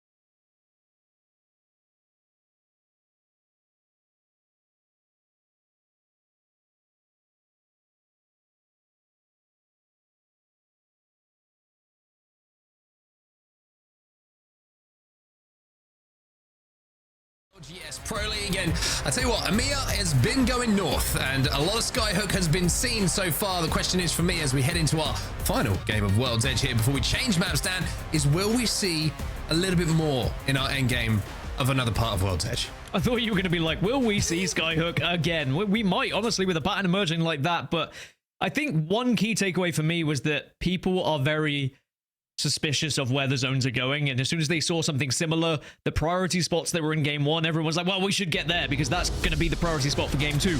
Wasn't the case, because even though the zone is very similar, the final circle can be so different with how everything is going to be played, and sadly those teams who did commit to some of the positions that would have been good in match number 1 were not great in match number 2.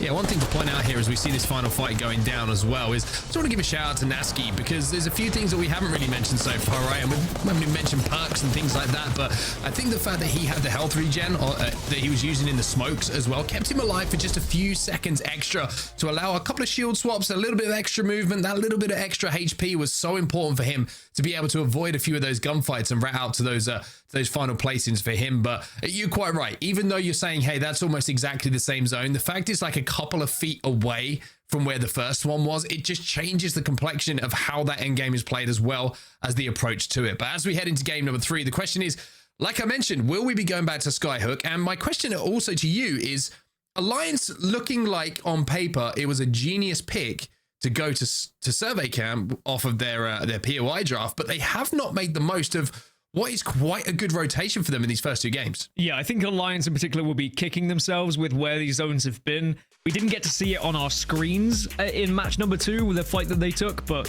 we'll have to see whether things can change for them and whether it's going to be a different zone for them in match 3. This is how the series results look at the moment, though. Players, they force their way to be tied in first place with Danish, but very quickly and closely followed by Gaming Gladiators.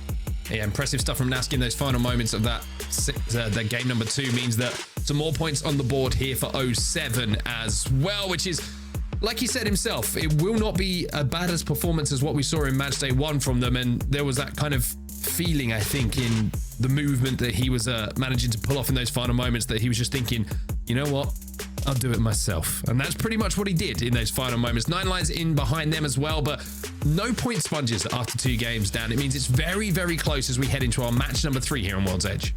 Yeah, 2 difficult zones to try and find a lot of points, I feel, because even if you are a Skyhook team and teams are starting to come to you, you can only do so much without showing yourself too much to other angles as well. Because if you get too aggressive in any of those buildings, you're just going to invite other squads to start to get involved as well. So yes, you can see points picked up, you can see kills picked up, but it isn't easy to sponge them for sure.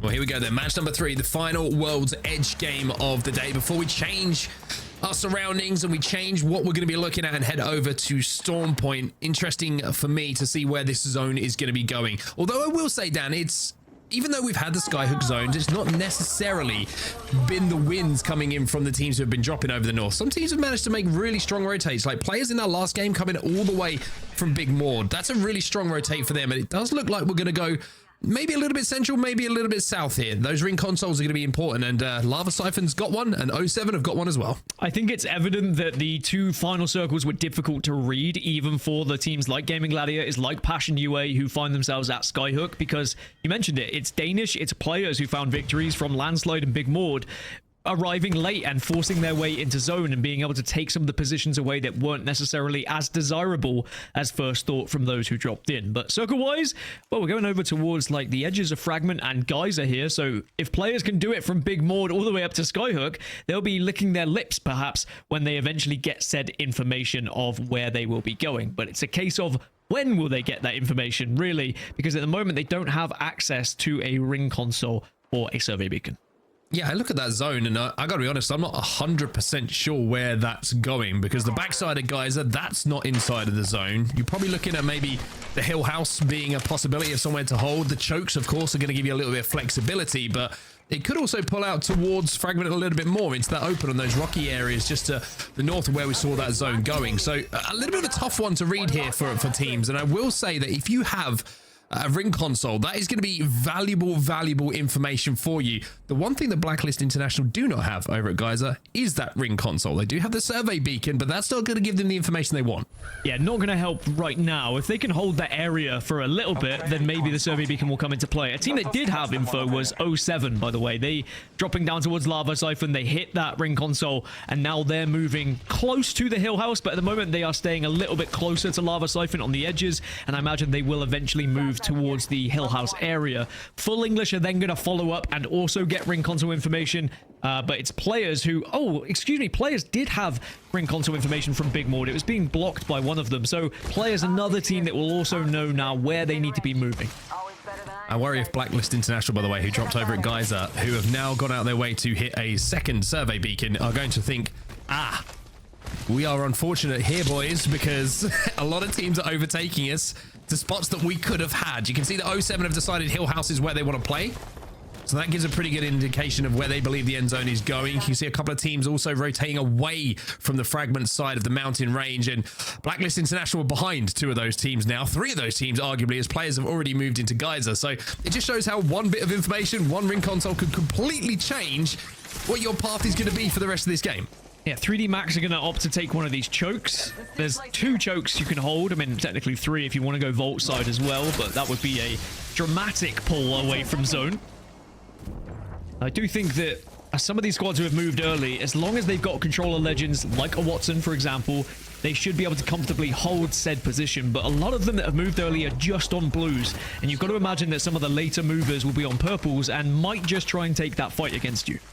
It'll be tough to take those fights though with so many teams already. You can see, I think we've got 6, 7, 8, 9, 10. Almost half the lobby is inside of where that second zone is going to be. So being able to force your way in, you're looking for third-party opportunities. You're going to have to bide your time just a little bit more than you would maybe if there was a little bit more cover to play from. But 07, we mentioned how they had ring console and they found their spot to play. They're going to be very, very comfortable. However, one team that is not comfortable, and I should say looking extremely uncomfortable, is going to be rolling teams, because Catch has gone down and losing the Bloodhound is always an awful thing to happen in these team fights. Yeah, it's Blacklist International that are on the other side of this fight, and I wouldn't be surprised if they start to get aggressive and try and push up on things, but they have to be aware of other teams in the area as well. You can see there are more squads than just the team they were fighting.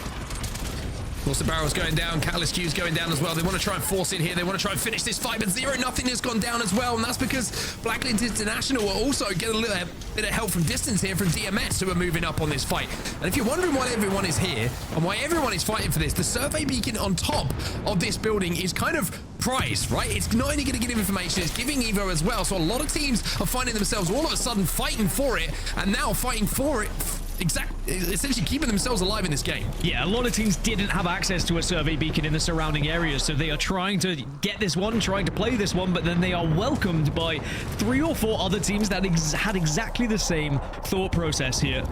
And instead, we get a little bit of a standoff because there are so many squads. They've realized we can't actually take this fight. We can't actually get aggressive.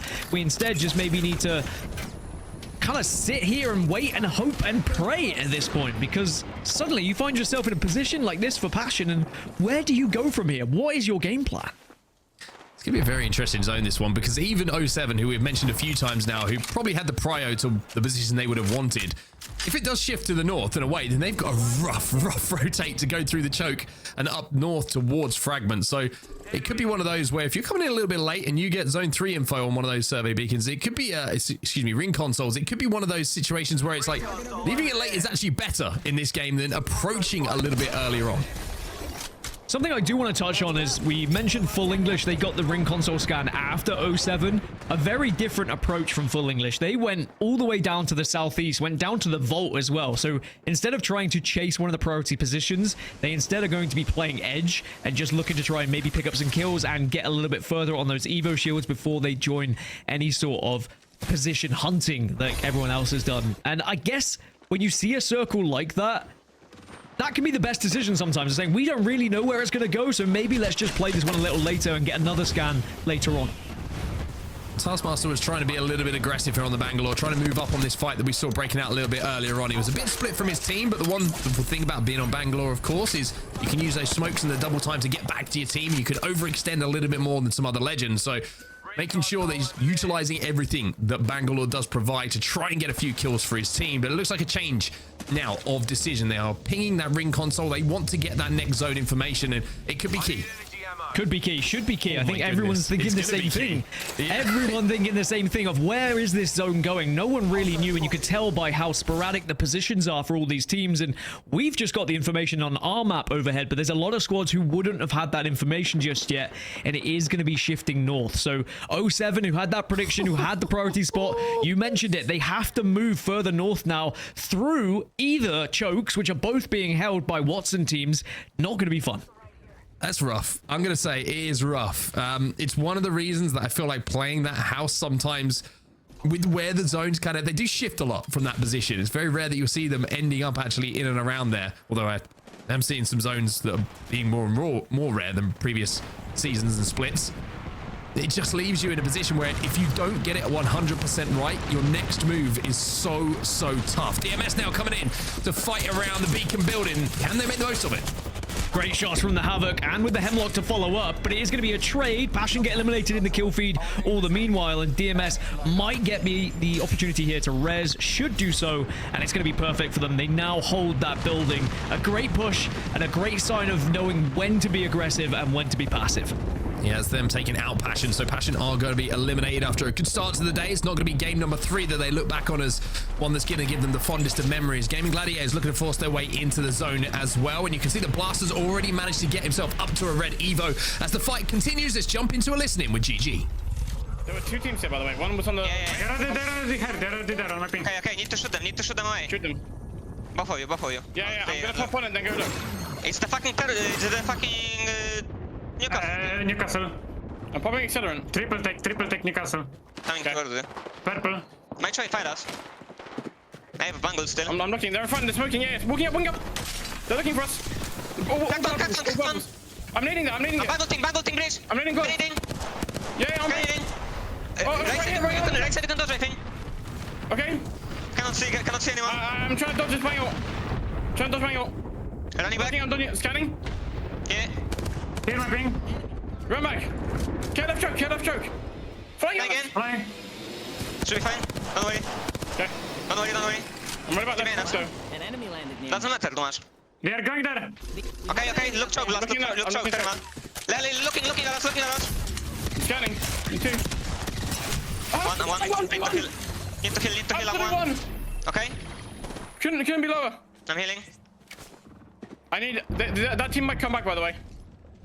I need. I can look at them. I can look at Look them. at stay like here. Okay, I have my Can ult. you push them back? Can you push them back, Blast? Yeah, 5 seconds to scan. I want to wait for scan. Right side. I can't like stop that. Probably all of us, because they are playing close. Come. Okay, I'm scanning. Close left. No, look, picking it down. Okay.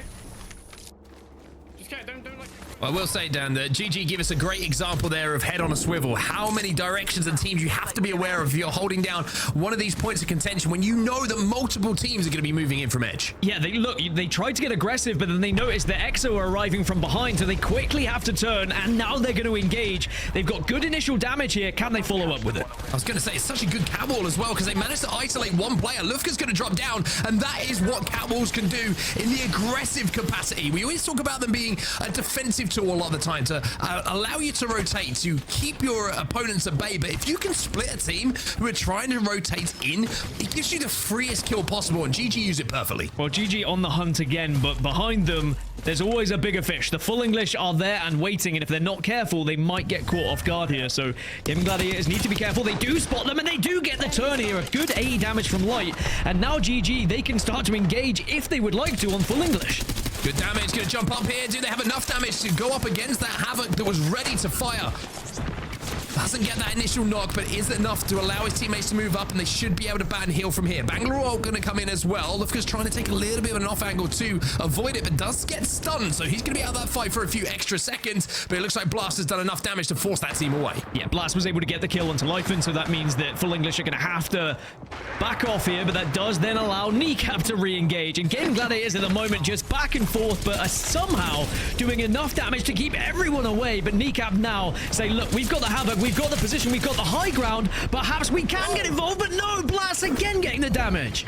Blast doing so much good work and so many vital opening picks in these team fights that just allow them to stay alive a little bit longer and feel like they're in the ascendancy. Now they can push. Funk is going to find out that things aren't feeling quite as musical as they were a few moments ago, but maybe they can turn it around, stay healthy, eliminate in the meantime, and now Funk trying to push in, trying to clean up the damage, but again, they're going to be able to hold, but here comes the rest of the full English now. This has been absolute carnage on this western side. Yeah, Gaming Gladiators cannot catch a break, and now the zone is going to play another part in it. As a 2, what can the full English do? But Alliance are just round the corner, so even if you win this fight, where do you go? And Gaming Gladiators will get eliminated. The zone was just ticking too much for them, but Alliance should be able to clean up the rest of the pieces of the full English. You know, the little bit of the black pudding that's left, a little bit of sausage, maybe a baked bean. Alliance will be more than happy to try and grab this. A singular baked bean was all that was left.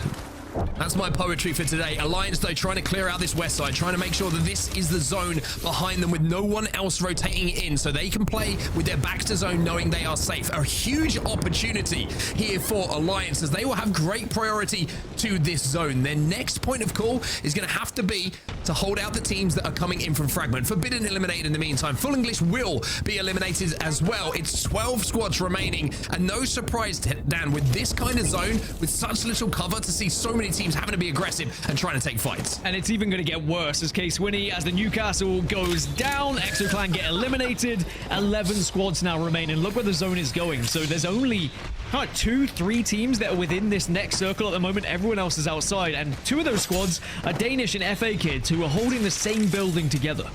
I will say it was quite amusing there to see the mobile shield for K-Switty moving up behind him, and it was almost like his tombstone as he went down as the final player from Exo Clan. But inside of this building is going to be Danish. Only on blue shields at the moment, still a fair way away from those purples. Still need 450, 500 or so damage for each of the teams to get to purples, and maybe the opportunity is going to take itself now. They try and push in, try and get this damage, try and clear out everybody who's on this southern side. They need to win this fight if they want to force their way to end zone. Danish only have the blues at the moment, but that could change if they can win the fight, but they are struggling. Young Hong Kong does go down, so now it's just down to Sherb, who falls.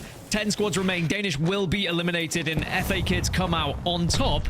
But ANC outplayed, maybe can now start to get aggressive on this one if they feel like there is weakness over on this side. Well, at the moment, you can see the Sheks is just trying to hold their back, making sure that nobody's walking up behind them. There wasn't a clear opportunity to third party and clear all of that side out, but they will have to deal with that team in a few moments' time. Team starting to evac in as well. You can see trying to smash their way into the center of zone. Multiple teams landing at the same time by the looks of things. 07 is going to have to fight them off, but it was 07 who actually, excuse me, were the ones who did land, and now they're hurting off the teams who are trying to move in on them. And this was the area you were talking about right at the start of the game of where we might end up. We have seen zones won here. Actually, I think we saw an online championship won in this final circle as well. But 9 Lives, you can see how much the zone is starting to hurt them. And it looks like Jay Hanzo, a last desperate attempt is not enough. 7 squads now remain. That was 3 teams who all got ripped apart as the zone closed in. Well, teams that are remaining, you see ANC outplayed, FA Kids, 3D Max, Rolling Teams, 07, DMS, and Alliance. As 07 make the approach late to this central area where you have these crates for covers. It's a place you don't want to play early, but if you can get here late and you can time your push, then it is one of the best places to play towards this end game. Elsewhere, you see DMS trying to move up from the southern side. Only 1 rock to play for them to give them cover, and 07 are trying to focus them. So really struggling a little bit with being able to press anyone at the moment, and there are 3 different teams that are all in this area. DMS are taking a lot of damage, and 07 trying to capitalize on said damage, will do so, and they get eliminated. But can 07 reset? It looks like yes, but 3D Max are in the area, so 07 need to move fast here. Yeah, 3D Max are here. Alliance will also have a little poke, so even though they played for the kills, it might come to cost 07 because there's a Devo in the vicinity. The Devo feeling devious. Eva in the back pocket as well. This man loves a care package, and he loves kills as well. 3D Max were just waiting in the wings to try and do some damage here, and boy, have they done said damage, but there is a last-minute hold from 07. It's a brave one, but not brave enough to keep them alive. Now Alliance will pick up the pieces. 3D Max, can they fight them off? No, they cannot. 3 squads remain, and 2 of them are currently in the choke. Alliance in the best position right now. FA Kids just got eliminated as well, so it's a 3v3 by the looks of things, and they're trying to reset. ANC outplayed. Alliance recognize this fight just took place, and they are desperate to move up on this and take an opportunity that doesn't present itself very often. It's a free endgame for them. It's a free fight, and Alliance, who have been quiet so far, well, now they're about to make some noise. Easy victory for Alliance in the end, but it was so well worked to find the position that they were in, and then being aggressive at the right time. It was a struggle bus in matches 1 and 2, but now it pays off here in match 3 with a big victory and a solid amount of kills. One of the biggest moments of that game, I think, for Alliance when it comes to confidence is just clearing out that western side where we saw GG holding on for so long, trying to navigate their way through 3 or 4 different teams who are trying to move through that choke. Alliance were the last team standing on that side, and then were able to just pick the third parties, knowing they had completely cleared one side. Everyone else had to work through that choke, had to work from the eastern side through towards them, and Alliance can let a lot of that damage happen before they capitalized. And I will say, the timing from them and how quickly they eliminated the final players down on that south side, even though the fuse ult got eaten, I mean, that allowed them to move up onto ANC outplay, knowing damage had been done, and that is about as free as a fight as you'll get in a straight 3v3. Yeah, I think the fact that Alliance were able to add so much damage to all the fights that were happening around them gave them the comfort to push in when they did, because they knew they were going up either against 2 players or against players that were weak. Now, 6 kills, a solid amount, as I mentioned, puts them on 18 points, much needed points for today, but we still have to give credit to ANC outplayed, FA Kids. I mean, look at the points for the top 6 teams, right? Everyone above 10. We spoke about it. No real point sponge games. Everyone kind of sharing things at the moment. It is a difficult lobby to try and dominate. I will say as well, 07 from the position they probably thought, hey, we've got Godspot early on here, to where they managed to end up and picking up KP alongside the placement points they managed to get. I think they'll be pretty happy considering how that game went from feeling pretty good in the first few moments to feeling pretty rough about halfway through. DMS are just behind them as well. They picked up 8 KP as well, and then, like you say, it kind of falls away a little bit after them. And down at the bottom, Passion, who had a good start to the day, a quiet game here, and the same can be said about GG. Well, GG, 6 kills. They'll still be happy with that, especially considering the position they found themselves in, where it quite literally felt like Gladiators. It was one team after another team after another team. They were stood in the center of the Colosseum saying, who else is next? But there was sadly just one extra team, and the zone got involved for them. But they still played it effectively, maybe just had to be a bit quicker moving out of their position so that they weren't touched by the zone. Well, welcome back, Rain Day, the world's most handsome man. It's an official title. I've given it to you. Thank there you go. Congratulations. I haven't had a title yet. You know, that's a kind of a European thing. We don't have a lot of titles in the US. I like that one, though. I'll take it. Thanks, guys. You know, it was a great game, and I love watching Alliance in that moment. I was kind of waiting for them to wake up, and I feel like they finally have. And it was so interesting, too, to see the different styles, maybe what is becoming and has been a bit of a staple in the EMEA type traditional, you know, kind of slower pace, not as many aggressive, go out and just slay the entire lobby teams. But off of this, I felt like Alliance did a great job. I think in that final zone, just taking those 2 fights, one against after the 07 chaos and then one against ANC Outplayed, they went, I think, 13 plus points. So they're looking good. Definitely changed the trajectory of their series so far. And we've got somebody who's been in a situation where they're playing it slow but still coming out on top, or they're taking final fights that are for playoff championships. He's the man himself. It's Kashera who's joining us here. Kashera, thank you for taking your time and joining us here on the ALGS halftime. Hello, everyone. Thank you for the invite, of course. It's always an honor to be here. And yeah, that's it. So, Kashera, I want to give you the opportunity to, while we have a lot of things to discuss today, I want you to talk about your experience coming into this split, because, you know, it's been a different version of the ALGS for you over this last year. You know, you were someone who obviously has been in the highest of high positions. You were one team fight away from hoisting a trophy, the first trophy in EMEA. And obviously this last LAN you were not a part of, and rebounding, trying to figure out the team and the situation for you. You've settled on this squad. They've done very well. You guys had a great match day. And I want to just get your thoughts on your journey so far and how you're feeling about your team and the split. Yeah, definitely. Last split was a bit rough for me. Things didn't went the way I wanted them to. It hurted a bit to not be at the LAN, to see everyone playing and having fun, and me having to sit at home. But it's part of it, you know. You can't win every time. You're not going to do good every single time. And I think I had kind of a break to actually rethink about my approach, rethink about what I need to do to be back at the top. And I think I'm doing that right now with Go Next. Really good team. My teammates are very, very young, very motivated, a lot of potential. And I think we are taking the right steps to be back stronger than ever.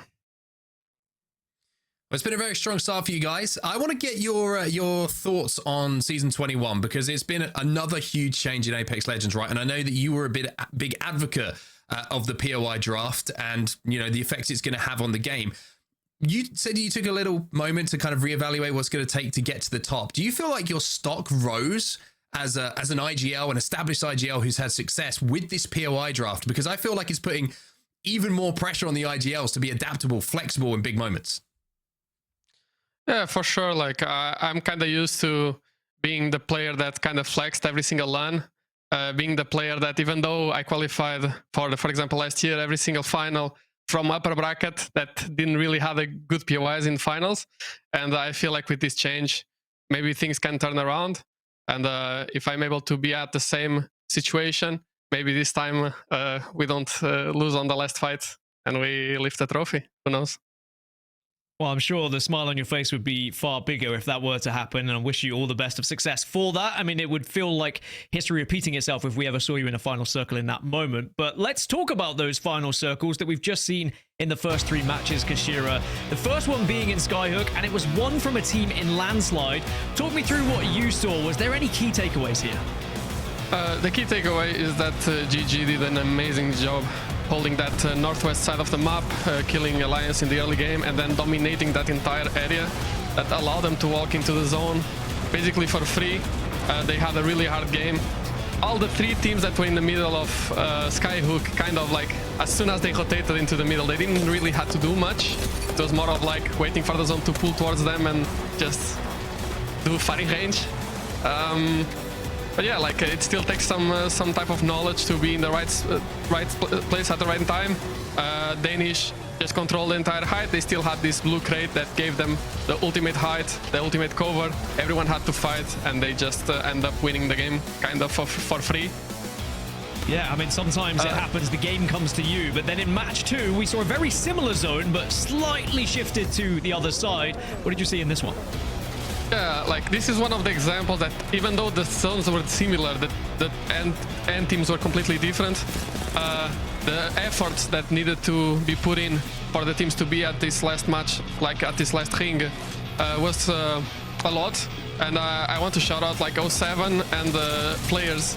I think they did an amazing game. 07 holding the mid part of Skyhook, dominating that entire area. Players with the rotation from Big Mod. I don't know, they just played perfectly with Fuse in this last game. They killed every single team on the left side. They didn't have much cover, but they were able to come out on top with a lot of kills. And then the final game of the first 3, we saw Alliance take the victory, which is a comfortable one in the end. But after 2 difficult games in 1 and 2, how important do you think it is for Alliance that they were able to find a win here? I think the change of approach, changing Watson for Fuse, really helped them in this game. Also taking things step by step instead of like just sending like they did in the first 2 games helped them a lot. Like this is a team that we all know that even if they start a bit rough, they are always able to come back. They came back, I don't know how many splits already, and they have the potential, they have the quality, they know what they're doing. So like it's always a team to be a bit afraid of and respected.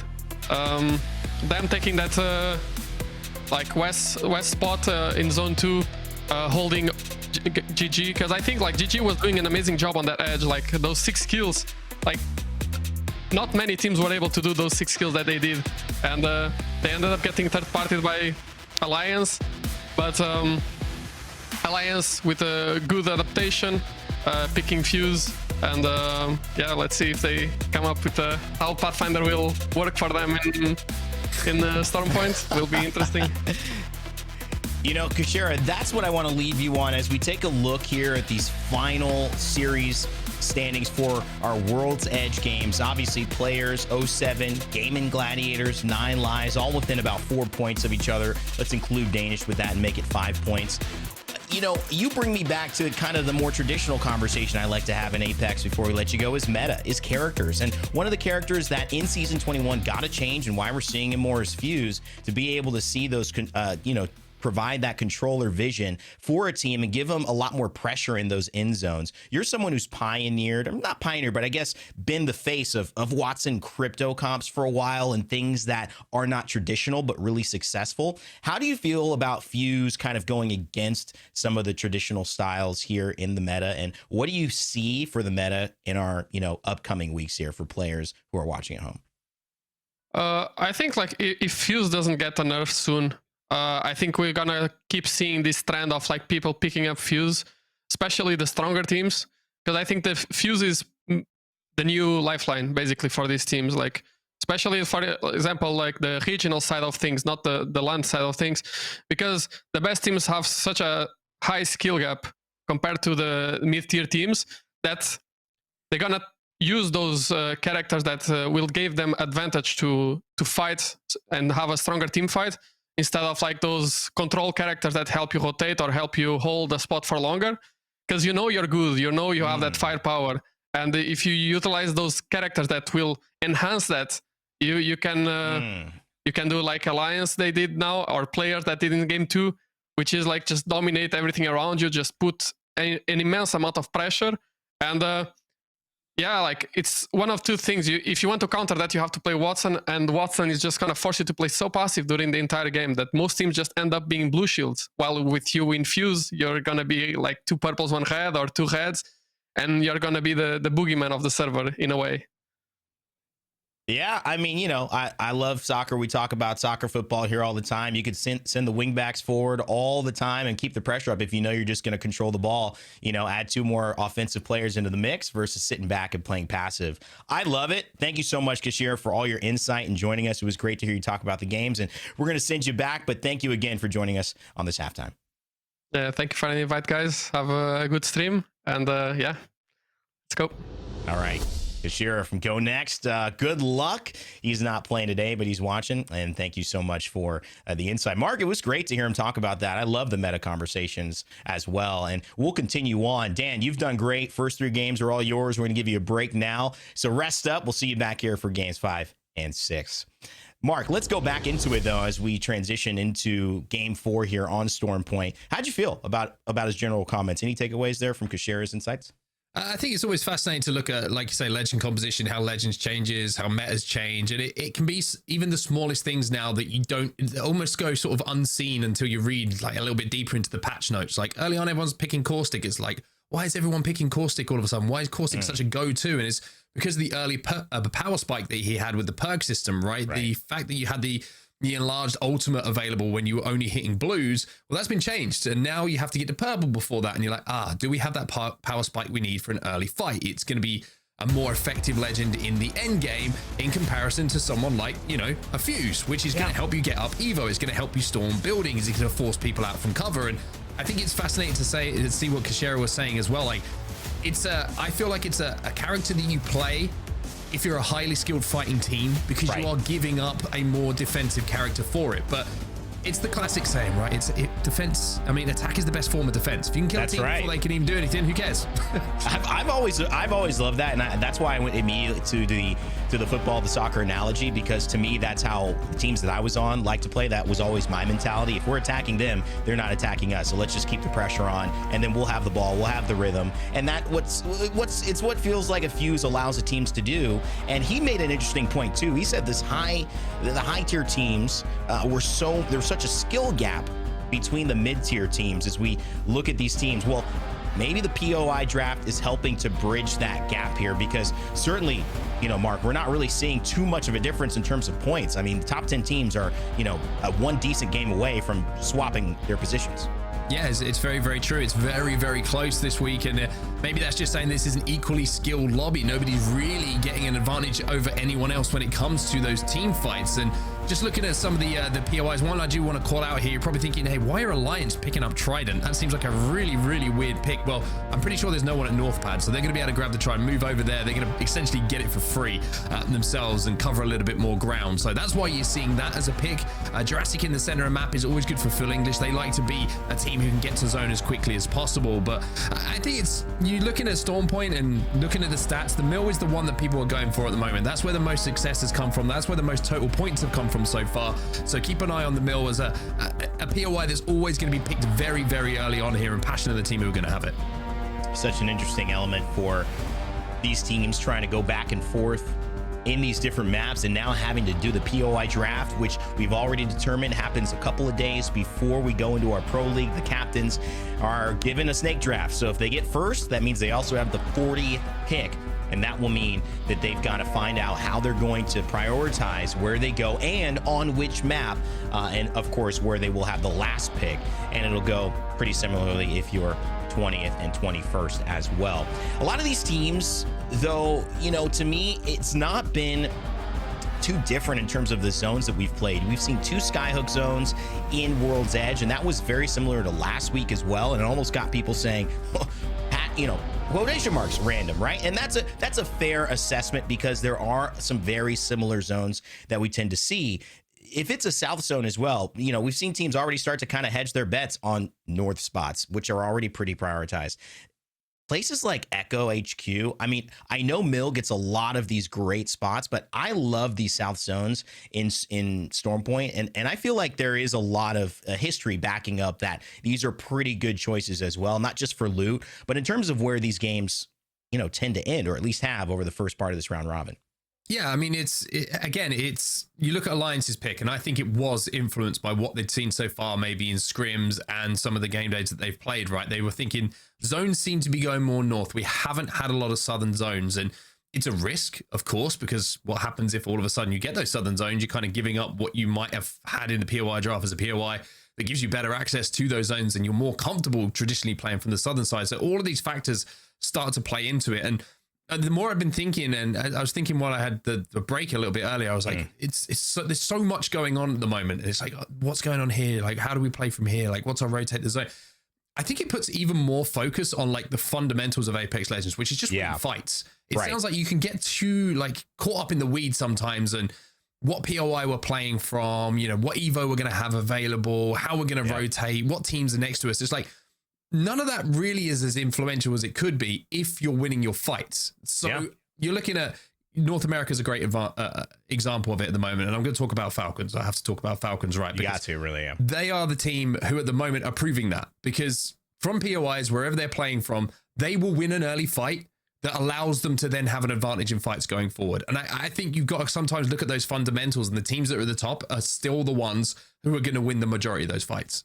And I think the other element of it too is the predictability. And by the way, we are getting a lobby restart, everybody. So that's why we're going to spend a little bit more time on this, wait for our players to get back into it. But it's coming up very shortly. Do not worry. Maybe it's a good time to, get some water, but we're going to be hanging. The lobby is getting back up soon. So thank you for your patience. It goes back to even the Falcons conversation, but the POI draft conversation, how that comes into play. And I always go to teams like, E8. If we go to North America, 07, we've talked about them a lot today, but it is also the team that is this same point in EMEA where the early contests have such an unpredictability to it, because there really was this element of, if we won the contest first or we lost it twice, are we going back that third time? And some teams would actually not go back and choose a different location if they got beaten enough on that contest. Now you don't have that. And even though there might be contests or similar teams in front of you or behind you,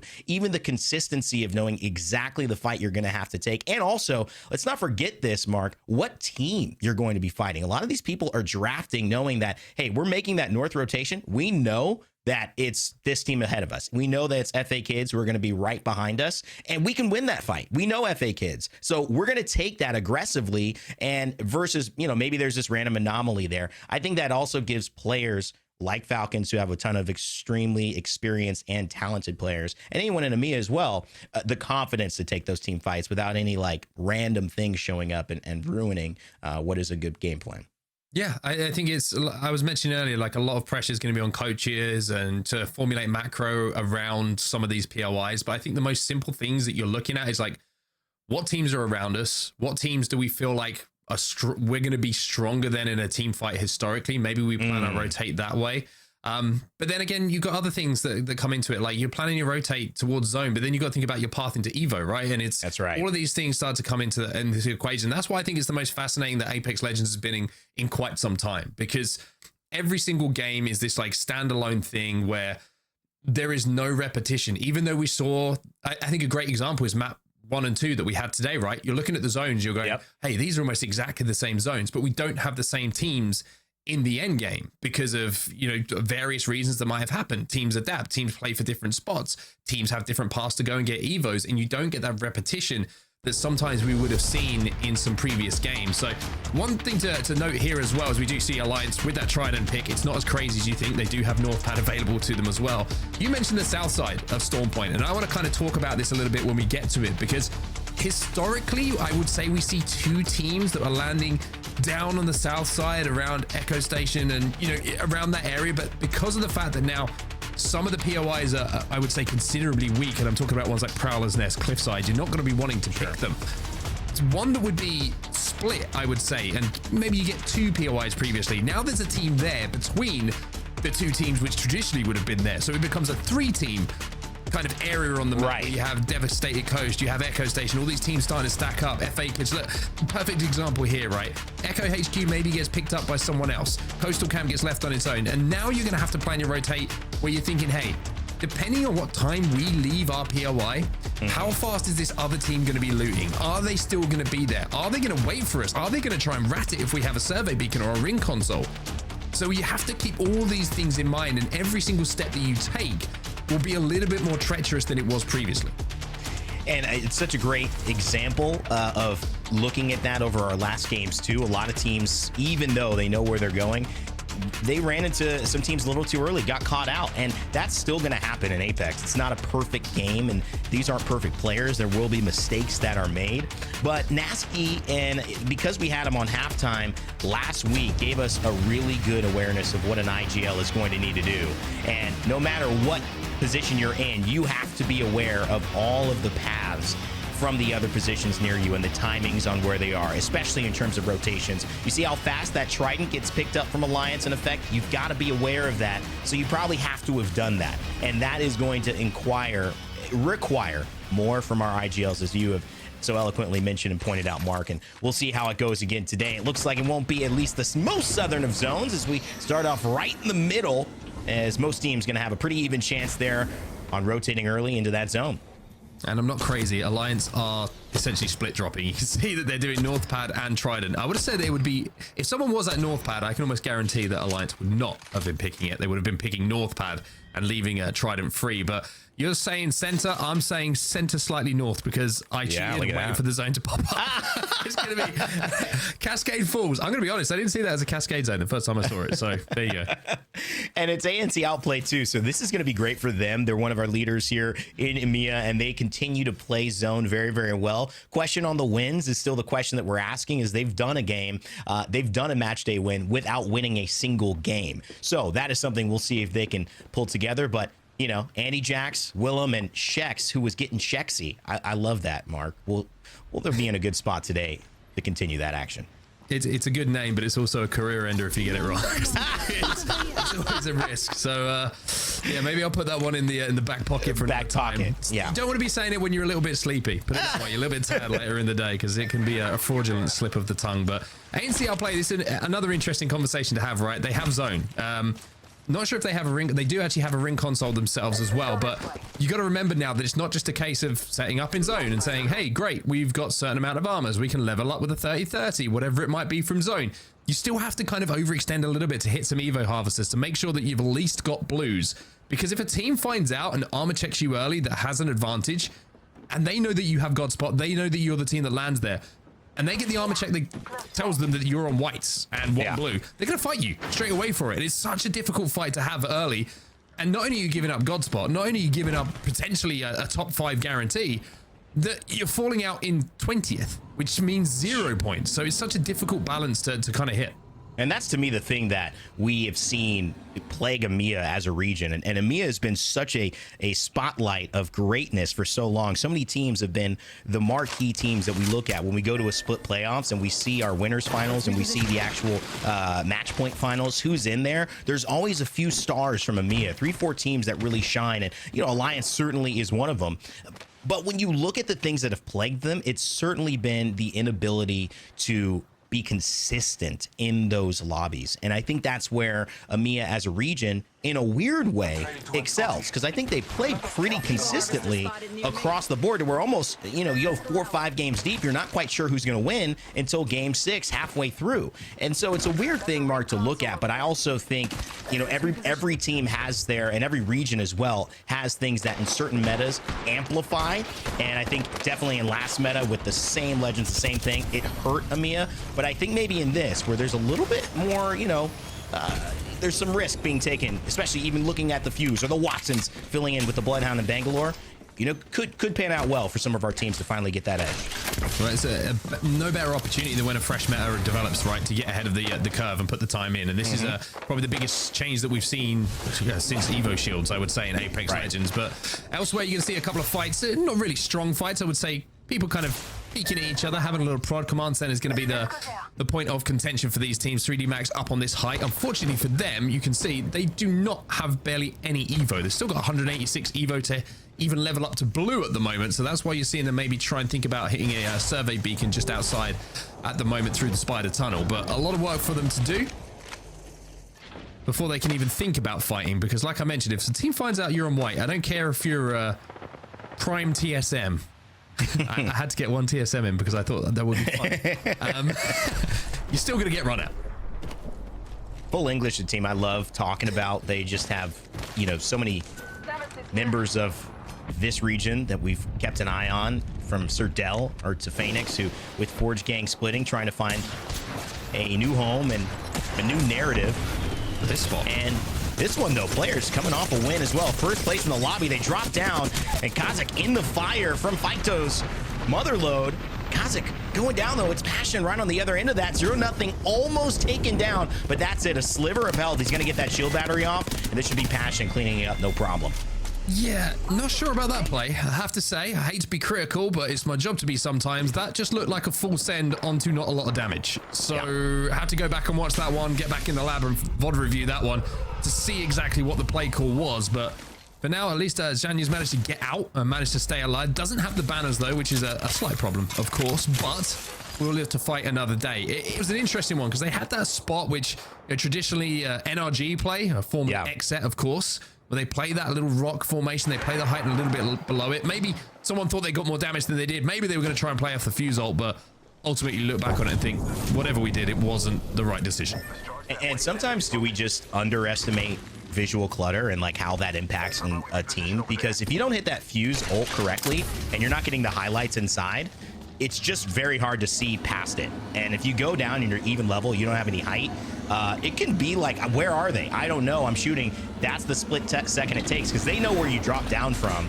And you could see that was really the difference in terms of winning that fight or not, making it out with just a sliver of health. Rotating through, we see ANC outplayed already.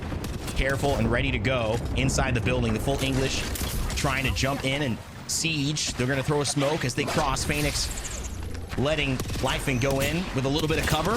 The Nemesis Hemlock, it's going to do a lot of damage, but it's going to at least buy him some time as they jump on the staircase, hit a shield battery. Double ARs, the meta is not dead, it lives. Although I'm pretty sure that he'll be desperate to find a Havoc to swap out for that Nemesis, just holding the attachments and everything that he needs to in the hope that they can swap that a little bit later on. But you are seeing Cascade start to get extremely busy. And no surprise to see that with the zone continuing to pull down towards them. One team that is good to keep an eye on, though, will be Passion, because you can see at the north side of this zone, Alliance are moving in behind them through that choke. And Passion, if they can hold down this spot towards the end game, we will be able to move in from height towards the rest of the teams who are already stacked up. There'll be third-party opportunities for them. They will be able to force their way into a spot a little bit. And Nine Lines, you could say the same about. If they can deal with either Vex leaving command center, or I think it was players who were rotating behind them, but only that solo, then they should be in a really good spot for end game as well. And 07 here caught between a fence and DMS. Amphi peeking first on the Catalyst, gets a good amount of damage. Tough rotate from DMS. They're just going to say, oh, we're going to go away. And there's two easy spots for both of them, so they just cut their losses. I think a lot of teams need to do a little bit more of this as well. This Trident, hopefully not a chase. No, it's just a rotate out to the west side, and so they will take different routes towards this zone. A team I kind of wanted to highlight, though, was Passion and Alliance, who are really at the, you know, they're going to be the victims of essentially a dice roll here. If that zone pulls a little bit north, I think they'll both be able to coexist. But if it pulls south towards where most of these teams are holding in the middle of Cascades, Alliance are in trouble. Passion are gatekeeping them. Nine Lives are gatekeeping the other side. They will have to hit a big evac, and that evac will probably have a lot of pressure on it. And if not, there's not a lot of places to land. So the next 18 seconds and maybe a minute or so of the close going to determine a lot for Alliance. Have to see what composition that Alliance are playing as well, because they've been toying with a few different things. They've been toying with some new legends, I will say, in the composition. They've also been toying with Pathfinder a little bit. You said Pathfinder, so, right? I was going to say that could certainly play into the decisions that are made a little bit later on. But one team who is, shall we say, trying not to show too much presence, just had it ruined by a Bloodhouse scan, so it doesn't matter. Just a little bit of creep is. They stop their prey coming outside. A nice, like, very cluster. Yeah. Well, you got to do the Attenborough voice if you really do it. And at this point, they've already made too much noise. David would have walked off this project the second he heard it. It needs more gentle music, please. And Blacklist International, only 2 points. Nothing gentle about what they need. They need to get aggressive and find something here. It hasn't worked out for Shako-sama, though, as he takes a lot of damage. And R-Star there as well. Smoke just trying to buy some time, but there's a team on the other side as well. It's K-Swinny and Exo get involved, and Blacklist look like they are getting just out of here. Spray comes in from K-Swinny with that flatline. Name a better combo than K-Swinny and a flatline. He does so much damage with it, and now they're looking to move up and maybe think about cleaning up the pieces outside as well. The only problem is they don't quite have an angle, I thought, onto that Watson pylon, but they do manage to get the defense pole down, and they do manage to push through. Now they're looking to clean up these final kills. 20 squads still remaining, though. A couple of rats in the lobby. The question is, will they be exterminated before that end game? Very interesting. 9 Lives holding this gatekeep as well. They've gotten distracted. That kind of opens up that storyline I was talking about, which we haven't seen with Alliance. We still don't know where the zone is, so keep an eye on that. Exo Clan getting very, very involved, and that's a good sign for them. Obviously, with no Bryn today and having to kind of find their rhythm again with a new squad after their second week, it's looking good. Maybe that's freed them up a bit to just say, we're going to play something different. We're going to go to Newcastle. We'll see if that can hold as Jans, Slayers, and K-Swinny basically win on that one. And it's basically due to the stabilization that you've got from Newcastle. And while maybe not in the end zone, we've seen it be as successful. Certainly in these moments, Mark, where you're kind of on the edge, you don't really have natural cover, that Newcastle wall is going to be good.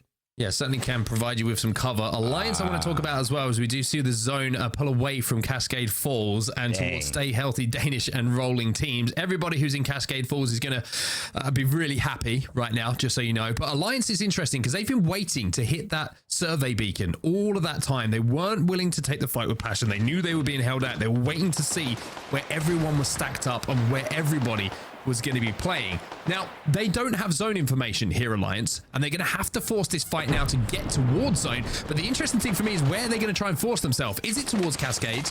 Is it going to be towards where the zone is going? Because that player scan would have given them the info that everybody is in Cascade, so maybe they're going to be a little bit flummoxed and bamboozled. They got a lot of damage on Henchman. Did you see that early on? And that just forced it away. I thought Passion, they've been holding there for a good 4 minutes, keeping Alliance exactly where they were. And just like that, they withdraw, but they're not out. It's just a little bit of a hold. And they've got the Caustic too, 0-0. He doesn't have the ultimate anymore, and so that is going to be, well, he actually might have the ultimate, but they've used the Bangalore Rolling Thunder, Mark. So they've used some resources, but not all. And Alliance, they're not out of dodge, but they've got purples, and that's a big advantage heading into this fight. Yeah, big HP advantage here as we see an evac coming in here from Exo Clan. They were over at command. They want to try and take this fight. They want to fight for Godspot right now, and this is the kind of fight that wins you games. If you can win it, and most importantly, if you can win it quickly without taking too much damage, then you put yourself in a really good spot. And here is another example of why Newcastle can be such an effective legend. You don't have to force this fight now because they have the additional cover of the castle wall. So K-Swinny providing them with a little bit extra than what any other team would have with their composition. And remember, Season 21 changes, adding that vertical, essentially, wall that allows a lot of ordinances, unless they go from up all the way down, to not hit Newcastle. But talking about up all the way down, it's the health bar of Zidane as he takes on Effect. 2 of the top gunners in EMEA. Effect says, watch this. The Havoc sprays and Alliance hotkeys on the Pathfinder. He doesn't need a grapple right now to get out of this. That's one more. Kiner goes down. It's just another kill, and Alliance will have taken down FA Kids with the Pathfinder, no less. Problem is, though, because Effect went down and didn't back out of that fight quick enough, now they've got to res. The zone is closing, and you know that Passion were waiting, right? However, there does look like there was a gold knockdown, so they've managed to get back up and a little bit of health, a little bit of HP, which makes this fight a little bit more winnable for them. But Passion, they're not holding right now. Alliance are moving through that choke as we look at 9 Lives, who are in a really good spot here, but have got some severe distance to travel, and they're just about to find that out themselves. The good spot has become less good. Yeah, and there's a lot of teams playing on the other side of this area as well. 9 Lives Esports are, you know, in a spot where they've got a lot to do in terms of moving forward, but there's no pressure behind them, and that's not what every team can say, you know. And so at this point in time, maybe rolling teams, maybe the only team that can say that, or Alliance outside of 9 Lives. So playing in front of you, that's one thing. They've got the zip line there as well. Hockey takes so much damage, though. I don't know if that was a 3-2-1 or something, just a couple of headshots, but that hurt. And that is going to put Alliance in a tough spot, force the shield bat. Unlucky knows he's got to maybe show some more presence than before, and he does enough and it hits the Bloodhound ult so that at least no one starts to push off of that. Well, they are playing the Pathfinder, so you can see that if they do want to rotate quickly, they of course have that perk available where they're going to take a little bit less damage on that rotate. They can also, of course, just take that height, which was what Hacky was just trying to do. It's just unfortunate timing for him that he had those shields broken, because I think he would have had the jump onto Passion UA, and that story will continue and not have an end. As we look at Forbidden now, who are trying to force their way in towards zone. A long way for them to go at the moment. They're one of the teams who are remaining from the early call of going over to Cascade Falls. That most of the lobby also made the same call. But only, I would say, one of these teams can leave as a full 3, if that, because everybody's going to have to fight through each other. Two teams in a great spot, at least they were before we saw where the zone is going to pull. It was Danish and Rolling teams. They've been involved in early skirmishes, gone out early, but Danish has also been a team that has won a game, and they have been a threat. So let's see if they can back that up again. 16 squads left, but a lot of teams don't have space here. ExoClan still in that great spot we talked about, but Forbidden throws the ultimate. Calamitous gets the Rolling Thunder rolling. Aimbot, Yakui, Apex on the top as well. It's going to be a bit of a bloodbath here. All these teams fighting for very little space. You can see even behind him as well. Gaming Gladiators blast. The last one alive. He's going to go down here, and that's DMS taking him down as well. Taskmaster, he's pulled off a 1v3 before, but he's going to have to pull off a miracle here to stay alive. Yeah, I don't think that's going to happen, unfortunately. Everybody who's leaving here, by the way, has blue shields as well, which means that even if they escape from Cascade Falls, the teams who have managed to get their way into zones will be able to chop them down easily. DMS gone, ANC Outplay gone, Vex gone as well. Forbidden also eliminated. 3D Max go down. And the most important one from all of that was Vex falling, because they were in the one building that was still inside of this zone. Who is there now? And I say building is the cannon. Excuse me. It's Alliance who are on your screen. So Alliance now up to 2 reds and a purple. The Pathfinder is going to allow them to move. Capitalize on the Rolling Thunder damage. This is why you play Path. My boy is back. What a setup. And I thought that was going to be a lot harder than it was. Alliance, though, hit so much with the Rolling Thunder as well. And it's just that easy. They're in God spot. They've got mobility up on a high ground as well. They could play both and get back down to the safety if they need to. 07, meanwhile, though, looking like a very strong team in a strong position. They've got a building and they will have to move. But right now, they're in control. And with 31 points, they're leading our lobby. Also a Kraber in the kill feed as well. Masuku's got that in his hands, and unfortunately for Max Strafey and Passion UA, they're finding that out first-handedly. Elsewhere on the southern side, everybody is fighting. And 07, who we mentioned had a tough rotate, well, this zone pull has certainly helped them out. They've managed to get into the top 10 already just by avoiding some of the carnage that was happening in and around Cascade Falls. And now they're looking to force their way even further in towards this game. 7 squads remaining, and we're seeing more finishes coming in with that Kraber. That is having such an impact on this endgame. Wow, that is huge. You have to watch out Masuko going in. And that would be Passion UA, I believe, who is feeling a little bit of that pressure. We'll see if it continues on. Passion will have just gone down. Passion UA will have just fallen. Young Hong Kong and Fricks, the Danish duo, will take that one. And it does seem like Danish is still in the mix, so watch out for them. But they're in the same building as 07. So 2 of our teams that have top 1, top 3 are going to probably here have to fight it out to see who can stay alive in our top 6, as we've got rolling teams. ExoClan, Stay Healthy, Danish, 07, and Alliance alive here for this final end zone mark.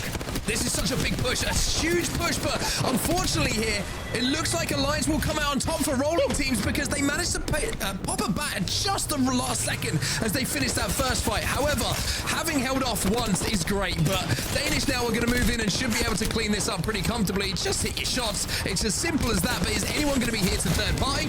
Of course there is. They know this is God spot. Danish will fall as well. Alliance go down. They get into the top 4, but it's not enough. And now we're down to 3. ExoClan in a great spot still. They had that God spot. Look at that new castle and the ability to just show up, hold strong on height, and then rotate that quickly. On the other side of things, we got Stay Healthy, and it's another 07 solo player. I don't know who it is, but that's our 3 teams alive. It's Nasky again. Somehow he's done it, and he's going to go down here. Another 3rd place for Nasty Nasky, and he's finished us off. Now we've got a 2v2, a 3v3 for the game here. Does Mizuku have any Kraber bullets left? That's my question. They split the zone in half with the catwalk. ExoClan have the armor advantage by far, but that can all change with 1 headshot. A lot of pressure here on the Catalyst player to find an angle to hit a shot. but you can see that they don't really have great angles to play with. It's about playing the head glitch, which makes this shot even more difficult. But one thing that's going to give you an opportunity, maybe with the castle wall, knowing there's going to be a new castle behind it, you can pop ahead. 95's good, but is it good enough to win this fight? Not even close. Mizuku takes so much damage in return, and it looks like Stay Healthy are going to do just the opposite of that. Is Exo Clan are your champion to start off Storm Point. We're seeing some of our big names return to the #1 spot in the last couple of games. First it was Alliance, now it's Exo Clan. And even though it's a new looking lineup, it's looking like it's providing results already. It was a really interesting 3v3 in that end game as well. And there's a lot to talk about from that game, full stop, but one bullet. You need to hit the headshot. 95 ain't good enough when you're down that armor.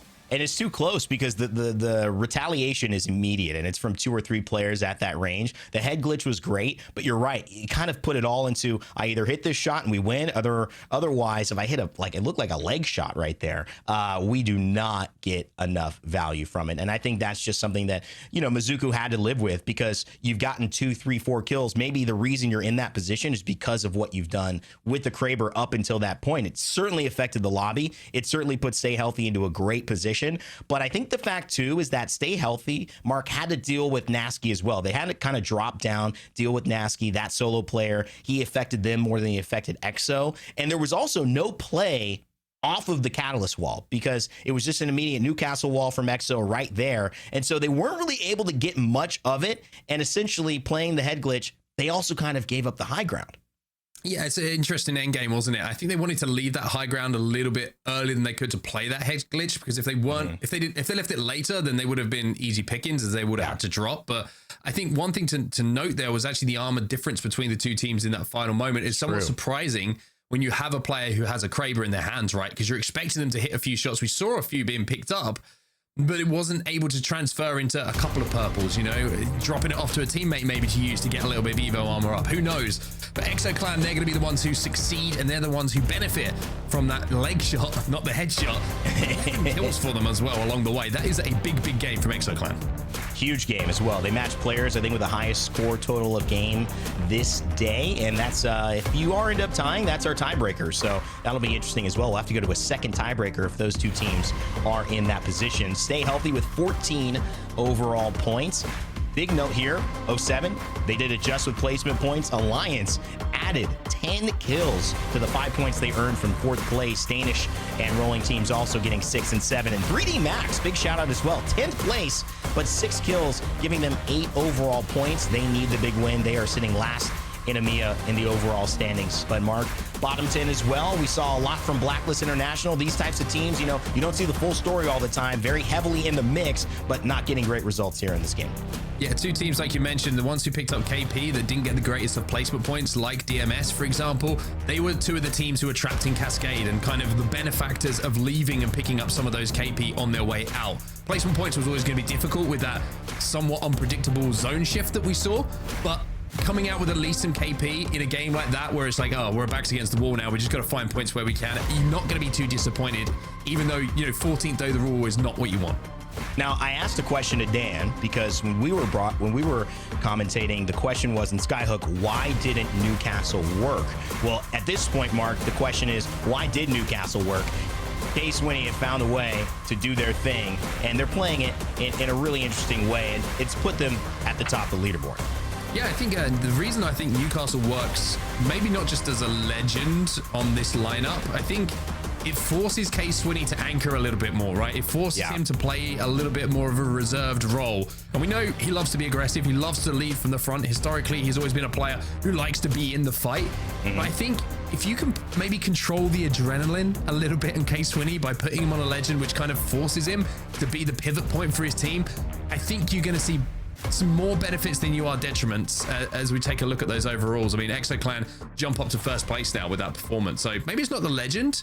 Maybe it's the speed and the pace of the legend that's forcing, the team to have a little bit more synergy.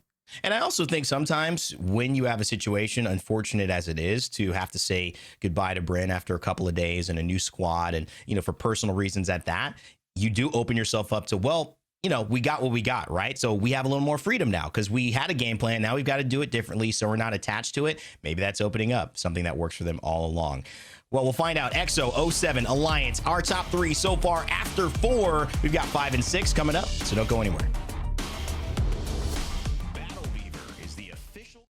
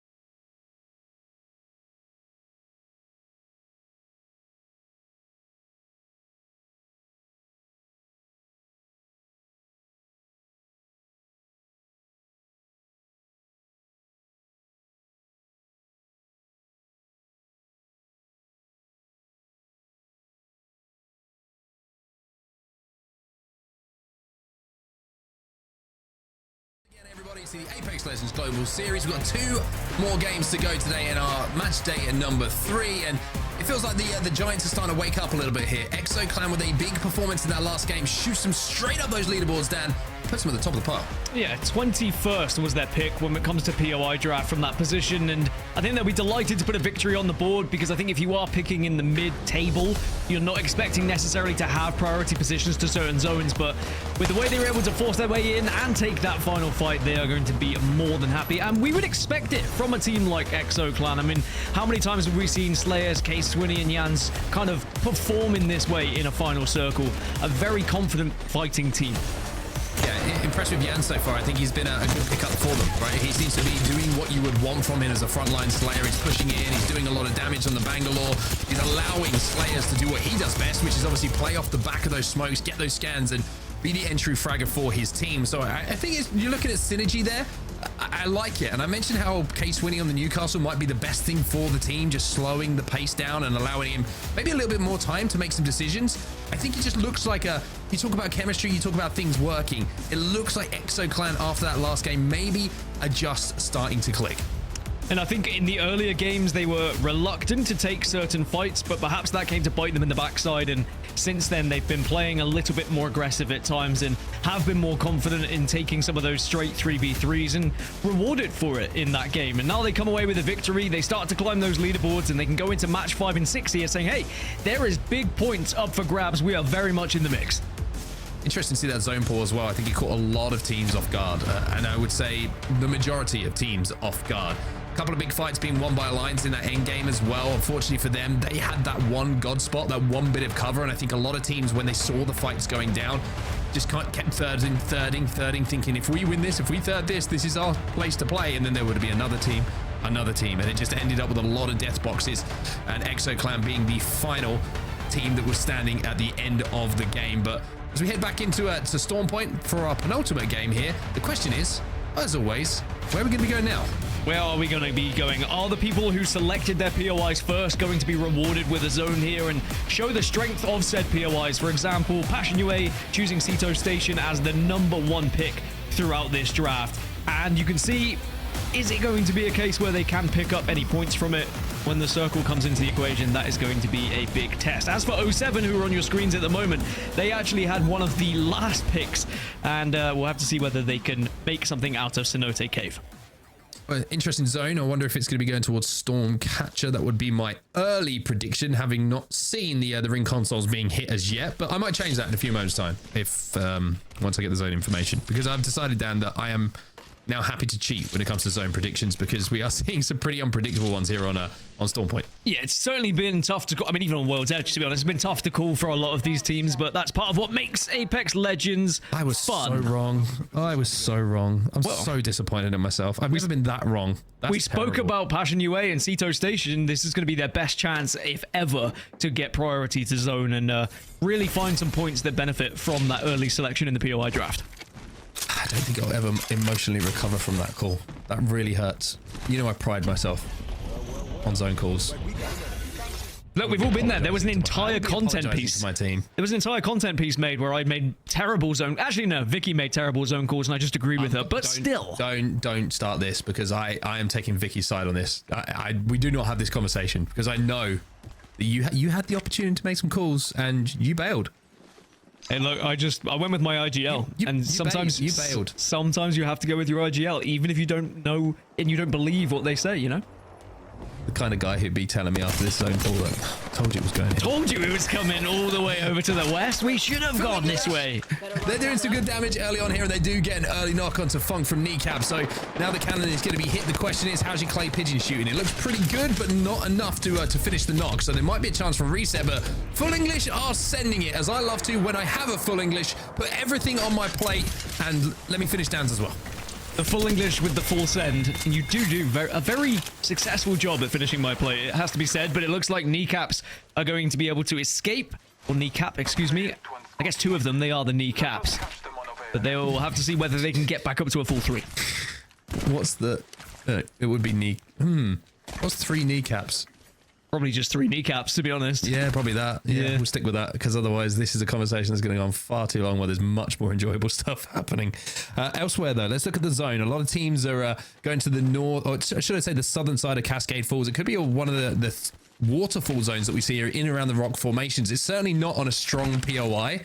So this is, I think, a call that you make early on if you're an edge team and you're landing on the edge of on Storm Point here. It's a kill heavy game. I think you can play for a lot of kills from edge here because there's going to be a lot of teams who, if they are in zone early, there's not a lot of places to play and you're going to be able to third a lot of fights. So this is the decision for Passion UA. As I mentioned, dropping it Ceto Station from their POI draft, that was their #1 pick when they had the opportunity to do so. And they've moved very quickly to these buildings. So we'll have to see whether they're rewarded for it. As still, you're seeing the endings of the Full English, that plate being cleaned up a little bit as they just keep finding one player after another. The juice from the baked beans we are, Dan. They really are at this point. They're just trying to get any sort of scraps to finish this one off, but Kneecap not making it easy for them. There's a few teams who probably could have made a quicker rotation had they had Ring Console, but I think a lot of teams are kind of hesitant after seeing the crazy zone pool, saying, well, maybe we have to be a bit more patient and see where this zone's going to be going. One of them being Passion, not Passion UA, but Passion, who are dropping over at the mill. They've lost one player here, and now it's a case of can they actually get the banner back? It looks like they're going to at least attempt to, by the looks of things. They're thinking about going back, but maybe it's going to be Fudo who goes out on a solo mission to do so. 0-0 might be thinking about backing him up, but elsewhere, as we take a look to where the zone is going to be going, you can see like the waterfally area just to the south of where we're seeing these buildings being held at the moment. Maybe in and around the cannon spots that we're going to see as well, the end zone. But 9 Lives, they've been in a couple of good spots so far on Storm Point, but just not being able to, well, I would say, play from 10th to 5th when we see the teams try and drop effectively enough to really be involved in that end game. It's really a question of if you're playing Catalyst, can you put her in a position where you actually are in a good spot where the ultimate can make a difference? If it's just a case of trying to survive as you cross open land, where do you go after that? It's a tough game with Catalyst in certain scenarios, and I do like that we are seeing people experiment with different legends to try and find something different. We, of course, saw the Pathfinder in the previous game as well, which we know on Storm Point can be a big difference maker just with the ability to get that high ground in certain spots.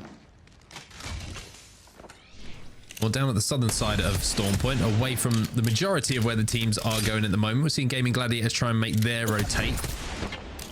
Probably playing for that Evo Harvester, which is in front of them at the moment, to get those armors up a little bit more. It's a team holding them from the cannon at the moment, which will be, I would imagine, slightly frustrating. It's going to be FA kids who are doing that, and I can guarantee you right now, the conversation from Gaming Gladiators is, why aren't they rotating? Which is a frustrating one, isn't it? Because Gaming Gladiators, you know, dropping all the way down on the southern side of the map, you would expect with one of the worst POIs that they have at Coastal Camp, they should be able to rotate comfortably into zone. And they're just like, why is this team still here? Why are we being held out? And I think for FA Kids, it's a smart decision, because if you notice there's free KP when it's not a zone you have priority to, then play that ratty way, find an ambush possibility, and you might be able to pick up some kills. Well, Gaming Gladiator is going to have to try and force this fight, or certainly at least force FA Kids away.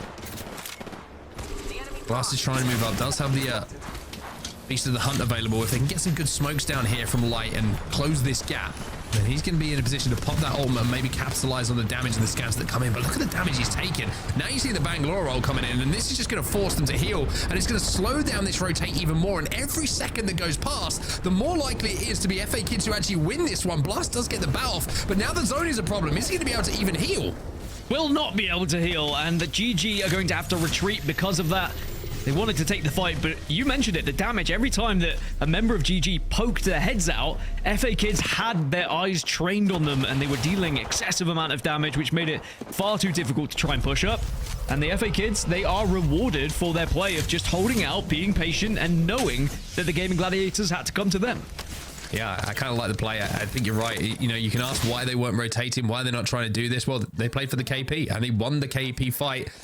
And from that, not only did they get the loot, of course, but they get the ammo. Then they can move towards Pylon, continue their rotate in their own time. And they have pretty good priority to this zone as well, because a lot of teams are coming from the north. So not a lot of teams in front of them, as you can see them at the moment. Forbidden are going to be the team that is in Pylon. They'll have to work their way through. But it looks like FA Kids want to play for that survey beacon. They're moving them down right to the south here, probably thinking about hitting that. But no, a change of direction. It looks like an evac instead to Pylon. And they might not know they're Forbidden here. Yeah, that's the only downside for the time they took by taking that fight, is Forbidden were able to take Pylon away from them, so they were beating to the punch there and maybe punished for it. But elsewhere, Blacklist International, they've taken a good chunk of damage here. They should be able to reset, but it's not comfortable. It's one of these positions where you're in an in-between at the moment. This isn't where you want to play from, and ideally you want to be moving from this spot. Well, it's the Knuckle Cluster that's going to finish off Ujako here. So now it's a 2v3 situation. They're also getting shot in the side. This is looking very, very ugly for them. Missy trying to just escape to get the shield battery off, but the more seconds that go past, the more likely it is that he will be falling as well, because the ultimate's not going to have an impact. DMS is just collapsing onto him now. You can see a couple of other players decided to just try and get out of there to keep themselves alive. I think the last remaining member actually just hightailed it up that hill. As you can see, Taskmaster just blasting a few shots into the distance to let him know that we allowed you to run. But that's going to be some good KP here over at Launchpad, and having won this fight, you would imagine that this is going to be a pretty comfortable move in for them as well. Nobody else really in their way. ExoClan the closest to them, but they're closer to Pylon at the moment than they are to Launchpad. Yeah, and there was a scrap that happened at Pylon, by the way, between FA Kids and Forbidden, and Forbidden came out on top of it. FA Kids down to just one member, and Forbidden, they were able to catch the FA Kids off guard, and all the meanwhile, Gaming Gladiators were able to get back up to a full 3, and now they're going to be approaching from the south. So even though it was a good attempt from FA Kids to try and pick up some KP, they were punished for it on their rotation. Well, Forbidden for now. They're going to be safe inside this next zone. They don't have too much info themselves on where zone's going to be going, but who needs info where you can hit shots like that? FA Kids will be eliminated. Zidane, having hit that cannon, will be the final player down. And if you needed to know who this is, well, ExoClan, they're playing the Newcastle, only team who's doing it in the lobby. But Calamitous is doing so much damage here. The question is, can they convert damage to KP, damage to points? Well, there's a third party, and all of a sudden, ExoClan, who looked like they were almost guaranteed to take a knock, well, they're thanking 07 for keeping them alive, as now they can stabilize. Yeah, how many times does that happen as an individual where you think you are alone and you can push a fight, you can be aggressive because you've done the damage, but then you're in no man's land, and all it takes is someone with a good shot who has eyes on you, and that is going to be someone from 07 that were able to just pick off that player, and then suddenly now Forbidden are on the back foot and they can't even push up on EXO. So that is a disaster for them. It does save EXO, and it was 07 who did so. And speaking of 07, let's jump into a listening. They're usually fun. I'm popping dogs so I can kill My bang is good. My bang is great. We need to play the catwalk. We need to fight them. I need to bat. I'm not with you. One HP. I'm dying in my back. Cat cracked almost. I'm batting. Cat's almost cracked, guys. Blood was one. Yeah. I'm gonna peek it. I can't see. On the left side of the wall. They're swinging on me. Blood on one. Yeah, get in. I'm coming. Kill them. No, you need to kill them. Cat one. Finish me. Nice. Bang low, Zane. Careful, TP. You got buy out from new team. New team, TP. New team. Go building. From Go building. northwest. Gunning. Oh, no. Get scan. Just him. Climb me up. Go up, Ness. Go up, Coming Anfi. up with you, coming up with you. I have a mobi. Grab his banner. We ran him Grab his down. banner, Anfi. Grab his banner. Grab his banner. Zane, you need to play big now. Yeah, I know. Careful, pylon. Pylon will come. Pylon will come. I know. I have 80 bullets. I'm looking fine on. We'll be fine. We'll be fine. Okay, we'll be fine. Just rest him, okay? Yeah, I'm reinforcing bottom door. Good shit, Fucking Zane. rest him. On our old building. I'm going for it. Just rest him. Just fucking rest him. I'm shitting on them. We win this game, yeah? Yes. We yes. will. All three. Just fucking rest him. I'm just pre-firing them. 52. I'm shitting on them badly. Cannon! We can maybe 3P God spot! We can maybe 3P God spot! I have no ammo though. I'm back you! We're getting 3P! The cannon is coming to us! Cannon is coming to us! Red, yellow ping! I'm looking. I need Yellow to ping. badly. Red ping! I'm looking. I have no bullets. I need to Go loot, Zane, I'm holding. Go loot. Bring energy, I have none. I have Amphi. Just looting. Here. Can we do something about that cannon team, please? That's a massive threat. I'm walking up now. I'm walking up. I'm popping Ortic cell. I'm gonna have ult in soon. Just wait. Okay, They're gonna fight in here too. Give me helmet, Naski. Give me helmet. I need it for my ult, please. Here, take Ultixel. Wait, I already found one. We need to kill East. Yeah. East is bang ulting and shit. I'm using a syringe, Naski. Careful zone. We're not in, okay? We have to hold them out, though. I'm popping Ortic cell. Well, there's certain listenings that you go to, Danny. You can tell what the emotion of the team is. And also, it feels like with 07 that they want to put right the wrongs of the first game day. They are locked in and they are winning fights. They get the res as well. And look at them. All of them dressed in red. They're in the Sunday best. Yeah, sometimes 07 listening is a calamity and it's a laugh fest. Sometimes it is just pure concentration and some of the best comms you will hear as well. Every single thing that was communicated between the three there was important for their success in this game now when it comes from having the mobile res, from where to position it, from making yourself big so that other teams don't push you. Very successful time from 07. Now they find themselves on this southern side with a good position. They don't have God spot. You could already hear that they were talking about, can we 3P the God spot? But certainly are in a spot where maybe a victory could come from it, but it's still early days and they still have to work their way into the next zone.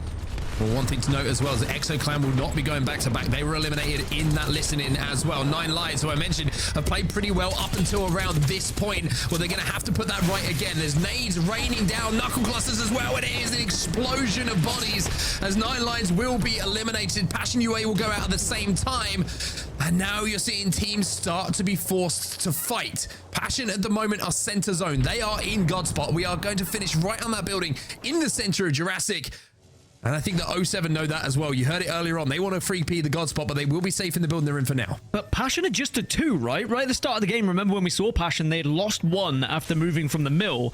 And the overhead looks like that's correct. It looks like it's just 2 of them. I'll get some confirmation in a little bit. But if any team realizes that, Passion are going to be very vulnerable. People are naturally going to start taking the spot or try and take the spot away from them. And it could be someone like 07 who have to make a play and have to make a move at this point. I mean, you look at everyone who's outside of the circle kind of has to make a play, but 07 are one of the closest teams to be able to do so.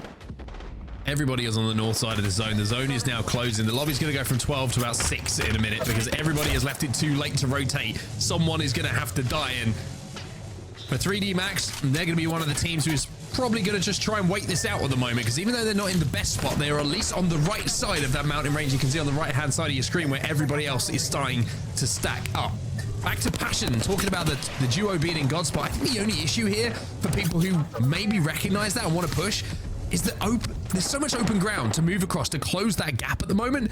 The likelihood is you're going to take too much damage that the duo will be able to capitalize. And that's why you're seeing such a sort of slow burn as nobody wants to make that move. I don't even know if anyone will know there are 2 because Passion are doing well at making themselves big at the moment and kind of shooting at anyone who takes a look at them so they're not cowering away in a corner and letting people push up on them. So great play from them right now. 12 squads remain and that is about to get cut down significantly because this circle is going to force all these teams from the north into one another. Alliance going to wrap round on the west. Rolling teams are also taking this fight on the western side and will win the first, but do they know there's another team coming? Oh, I don't know if they do. Here comes the Zips, though. Here comes the Pathfinder. Unfortunately for Hackis, doesn't quite hit the tech that he needed to with that grapple to get over the top. And now Effect is left on his own. He's going to jump in the Trident. Can he get through it? Surely. Magical. He threads the needle. Effect. If you get this battle, by the way, that is the most god level Lewis Hamilton, Michael Schumacher nonsense I've ever seen. Get him in a Formula 1 car. Just give him that opportunity. What a play that was that gets them now into the top 6 alliance and maybe even further, because he's pretty much center zone. He can just worm his way in. He can survive, and maybe even a top 3 on the horizon if they don't get spotted here. Rolling Thunder still alive. They win that battle of the gate, shall we say, but I gotta say, I have seen many teammates struggle to get through that door with no pressure after 3, 4, 5, 6, 7 attempts. Effect threads the needle perfectly. But here come 07 now. They've scanned him. I think they know that there's a solo below them, which is going to be Effect, but they don't want to overcommit to it. The good thing here for 07 is that they can afford to overextend a little bit because of the fact that they do have the red armor. So it's here we go again. And now you're going to see Effect. Unfortunately, this time he hits a speed bump, and it will be the end of the road here for Alliance. Oh, I love the attempt, but at least he got him into the top 6. Got that extra placement point for his squad, but Alliance now will fall. So 5 remain, 07, all reds, and we said about trying to get central zone, trying to get into one of the god spots. Well, 07, they can hold this southern side. They can force out the likes of rolling teams, the like of Forbidden, who are on that northern side because they've got good sight lines on them, and they should be able to not only get damage, but they should be able to hold the southern side and play for this final circle. Passion's still alive, by the way. They've given up the building that you can see. The doors have gone on that building as well, so not the best of places to hold. They've dropped down, or should I say they've come back up now as they work their way in. Rolling teams versus 07. Both teams are going to be forced to move at the moment. And 07, they want to try and cut them down on this cross. They're trying to get across and get some angles, but the Cowball's going to be burning here to see if they can move up and put some damage down. Bangol's going down as well to stop this team pushing. This is a really good defensive Bangol actually coming in from 07 here. They can back up. They know that the team is not going to be able to push them because that Bangol is just going to burn seconds, and now they can play this head glitch. 07 have had great presence here. They've been constantly doing a little bit of damage, trying to force rolling teams into Forbidden. They've almost been asking, where is Forbidden? Finally now rolling teams are starting to get aggressive, and 07 have to try and hold here. They haven't been able to necessarily get the help from Forbidden that they wanted, but now Forbidden are getting involved, and 07 instantly take advantage of that. This is KP for them. Rolling teams will be eliminated. Nasky did a great job of getting the opening knock in that fight to spark the fight that went down, and 07 should be able to stabilize here and will be able to stabilize. So it's Danish as a full 3 that you can see at the bottom of your screen right now. Passion, who are as a 2 up on the sniper tower, and 07, the only team who have managed to get those Evas up to full reds. They will be your final team. The Danish dropping over towards Down Beast, and 07 from Cenote. And I think both of them will be pretty happy with the position they find themselves in at the moment, especially when 07 went down to just a 2 earlier and were able to get back up to a full 3. Armor-wise, of course, evident that 07 have the advantage, having the reds. Both catalysts are going to be available and are going to be very prevalent in this final fight because, as we know, you are not affected by the opposition catalyst wall if you are a catalyst. So suddenly a lot of the responsibility for not just gaining info, but also doing damage goes down to that catalyst player. Well, Zane's going to have an ult excel, which is going to be very important as well. The question is he going to be enough to get that Bloodhound ult back? Round 6 is going to start closing. He still needs around 11% of that to go before it does come back. As the 6 seconds tick by, you would imagine that it is going to come back just in time for this final fight. Great shots coming in from the Nemesis to force Danish just to back away for a little bit here. The question is, can Passion make this as a duo happen? They need to force 07 around. And I think that's their plan here. They want to try and force 07 into Danish and then be the benefactors of it. Well, one thing Passion have is the caustic. So they've got the barrels. They do have the Nox gas as well. That's going to play a big part in this final circle. Passion almost have the ability to say who's going to win this game, but it is 07 who get the knock onto a member of Passion. And if they can do this without losing a player, without even taking too much damage, we should get a straight 3v3. Well, Zane does have his ult back. The Beast of the Hunt is available and it's going to be popped. They go for that final kill. They will get it without taking damage. So it's a straight 3v3 now as the zone is again cut in half by this cat wall. And now you're looking at armor advantage, you're looking at weapons, you've got Havocs, you've got everything, and you've got confidence here for 07 as well. They've won a lot of important team fights, they have a lot of KP, and they have a bang ult as well. Surely this is 07's game to win. All they need is some of this utility, one of these grenades, one of these bang ults to hit, get that initial damage, and then they can get aggressive and push up on it. Nasky trying to take a little bit of a wide angle, and now he's going to spray, and now he's going to do big damage, but he gets taken down. Maybe it was an overextension. Is Amphi able to capitalize on the damage? It's all up to Zayn now. As a solo player, it's a 1v2, but Zayn, he's done some crazy things in his time, but this is not going to be one to add to the collection. Danish will win it with a clutch win in the final 3v3. And I'd be curious to hear the comms of 07 after that situation, because you know, with red armors, with the ultimates, with the utility they had, I think they would have expected to win that one, and they're probably going to be frustrated with the scenario that came out of it. But Danish, on the flip side, that's another victory for them here. Their second victory of the day, getting closer to potentially 3 victories, and the bonus points could be on the cards for them. But more importantly, they won that one when they were kind of on the back foot. They had worse armors, they had a worse position. They'll be delighted. Yeah, very, very good from them. I just felt in that end game as well. Like you say, they had armor.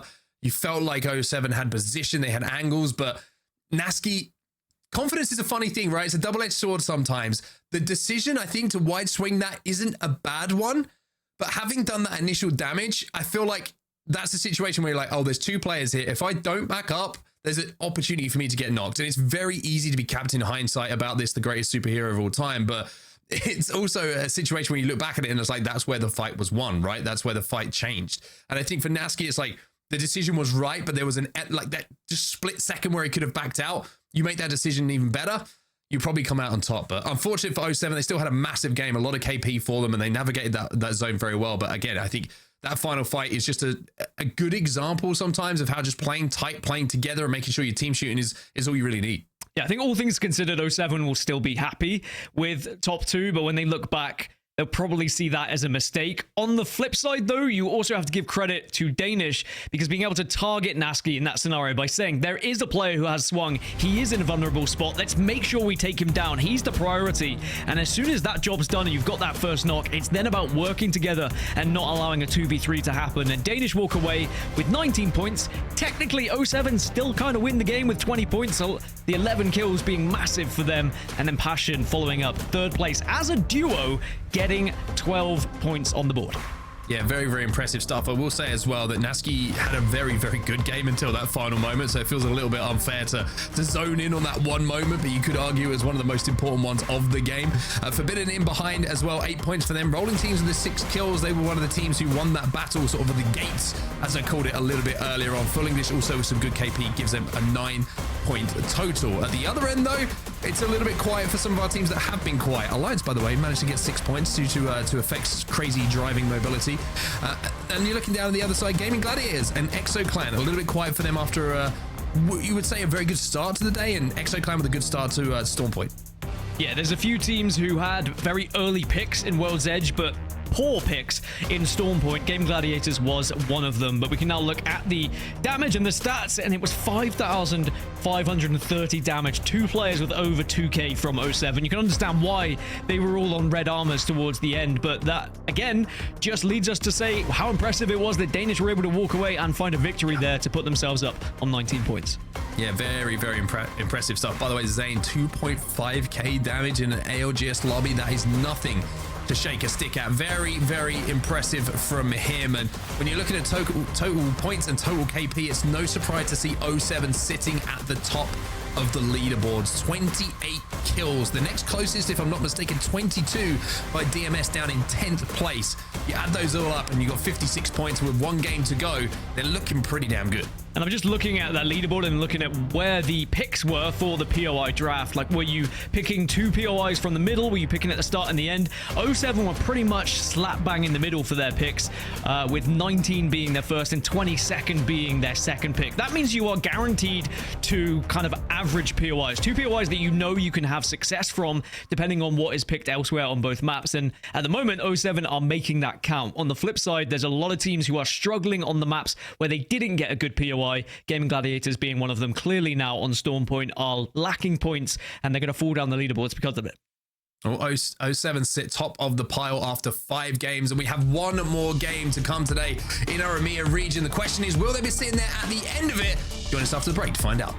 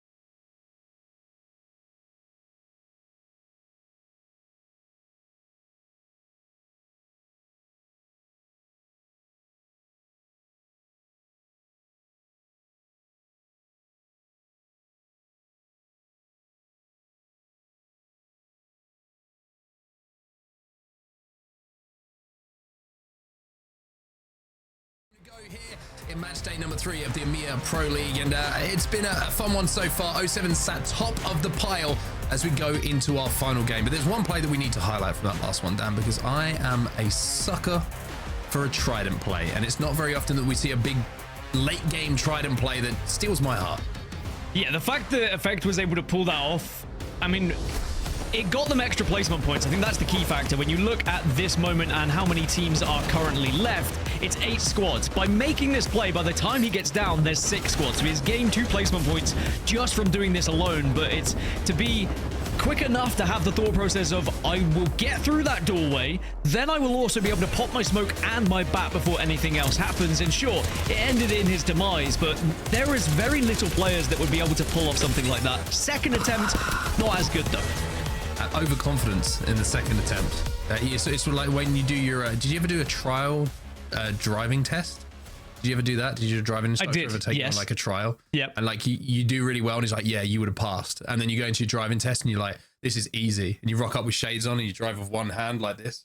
You just immediately, I didn't do that. I mean, you joke, but that kind of happened to me. I messed up a turn in the road. I hit the curb and I got failed for it. So, and turn in the road, by the way, is the easiest maneuver there is in the driving test. Somehow I managed to mess that one up. Overconfidence. I'm going to say, it seems like a good reason to fail you, to be honest. Quite right. Speaking overconfidence from you, but confidence coming in from Danish in the final moments of that game. I think the way that they played that final moment was very, very impressive. And we'll actually get to see it from their POV right now, because it felt like they didn't have the advantage for numerous reasons, right? The Catwall, they didn't have, the Bangalore ult wasn't theirs. They somehow found a safe spot just to kind of, I would say, stabilize a little bit, and then just getting that pick onto Naski managed to focus fire, and the communication obviously would have been very, very good in those final moments to make sure that they could focus Naski in those final moments. And Danish showing that it's not just about what ults you have available. Sometimes it's about the team shooting and hitting your shots in those final moments too. Having the Bloodhound scan as well, the Q came at the perfect time for them because they were able to see exactly where Naski was. He was isolated. They were able to shoot through the smoke as well because of said scan.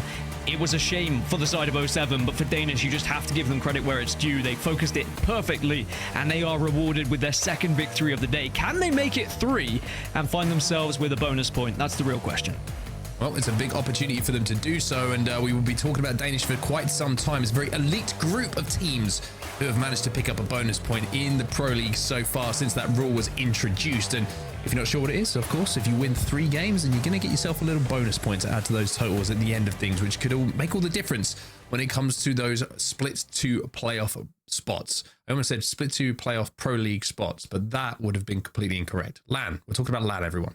LAN is where everyone wants to be, right? That is the overall aim, and there are a few teams, I think, who have a chip on their shoulder after either not performing particularly well at LAN or not even getting to LAN. I mean, it was great to speak to Kashira earlier and hear his thoughts and how that fires him up as well. And you speak of being fired up, 07. I mean, we joked about it at the start of the show. They had a horrendous first match day. They couldn't even get over a mountain. Well, today they have not only conquered the mountain, they've conquered every single trial that has been posed in front of them, and they now lead the lobby. Well, we mentioned in that last game how Danish's comms must have been pretty good to manage to lock out those final moments. While we're waiting for this lobby to get underway, we actually have the comms and the final circle from Danish in their win they had in map number 1. So we'll have to see how they comes out. It's always fascinating to listen in these moments and see exactly how the pressure affects teams. So let's take a look. Yeah, we can't worry about that right now. We're alone. We got a lot of kills from it, so it's good, guys. Yeah.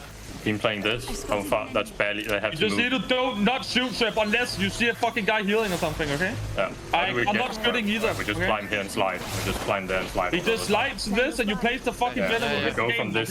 We go from like this. Yeah, from that side. Yeah. It doesn't matter which side. I think both is good, but maybe this one is better. Let's get ready to fucking shock a nade down, like, you know what I mean? Oh, they're just you guys sitting. I just don't have ammo, man. Bro, it's annoying. I would have had like 10k damage this game. If I had ammo as well, bro. I have a K. I don't even have a bag. Look at this sim. Yeah, I only have a mag in each of my gun. I have no extra. Yeah, I'm looking at it. I have 1 arc as well. Yeah, save it for the end game. Yeah, I'm saving it. I'm gonna save it if they get by. I think they're gonna play these boxes. Hitting us. That's fine. It's bad guy nades. My gen will pick them up, I think, when they get on us. Yeah, wall early. That's good. I think we slide from this side. Okay, more time here. Yeah. Out in the middle. One's batting here. I'm bang ulted. Bang ulted now. Not too early. We go here now. Slide. Station. Yeah, can you move? Can you move a bit? Come to me. Come to me. Nice. Right below. Right here. Yeah. Cat is one. No one. One is behind that guy. I'm gonna arc right below here. I'm gonna arc right. Nice. I have like no ammo, bro. One in knock here. It's one guy knocked here. One guy knocked here. Maybe we slide and kill him. Or what do you think? No, we just say. Okay. Yes, time. Maybe soon though. We don't have much time. Oh, okay. That was okay. That works. That was Some like gift. my Wait, what was that? That was some gift. You know, I fell, bro. I fell. Like that was some gift. Jasper Vinussen has spoken, bro. That was some Goofbert all win, bro. I mean, Hong Kong zone call. Come on, no beacon, bro. No beacon. No beacon fucking win. From landslide, no ammo, no nothing. We actually play better with no beacon. Bro, we actually play better with no beacon. We're actually the cutest. Like, we're actually so cute. I swear. We're just like the cutest. Well, the self-proclaimed cutest team in the Apex Legends Global Series, but it's time for some honesty from not just you, Dan, but also everybody who's watching at home, and I want to know your honest answer as we head into match number 6, the final game of the day. In that final moment, even though you heard in the communication this is a free win, and it was, how many of you would have slid to that blue crate and missed and fell? Yeah, I can see 4 times out of 10 me missing it. I'm going to be honest. I need honesty. Yeah, I'm going to say I need honesty right now from you.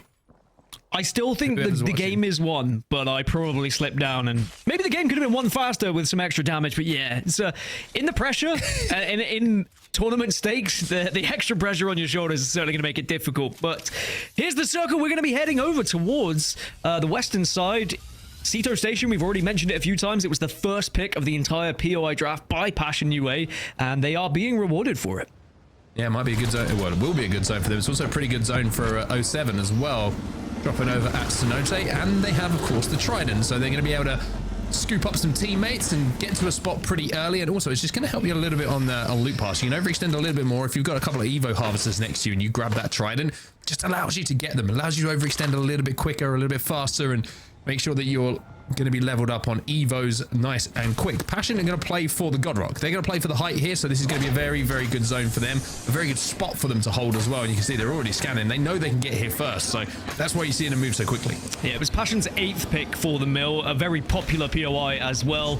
It was the 4th Storm Point one to get chosen, and I think looking at the zones that they've been able to play, I think they'll be pretty delighted with their picks, but also the way that they've played them so far. They find themselves in 7th position, and can they force their way up the leaderboard to maybe find some more points? As full English, they've lost one here.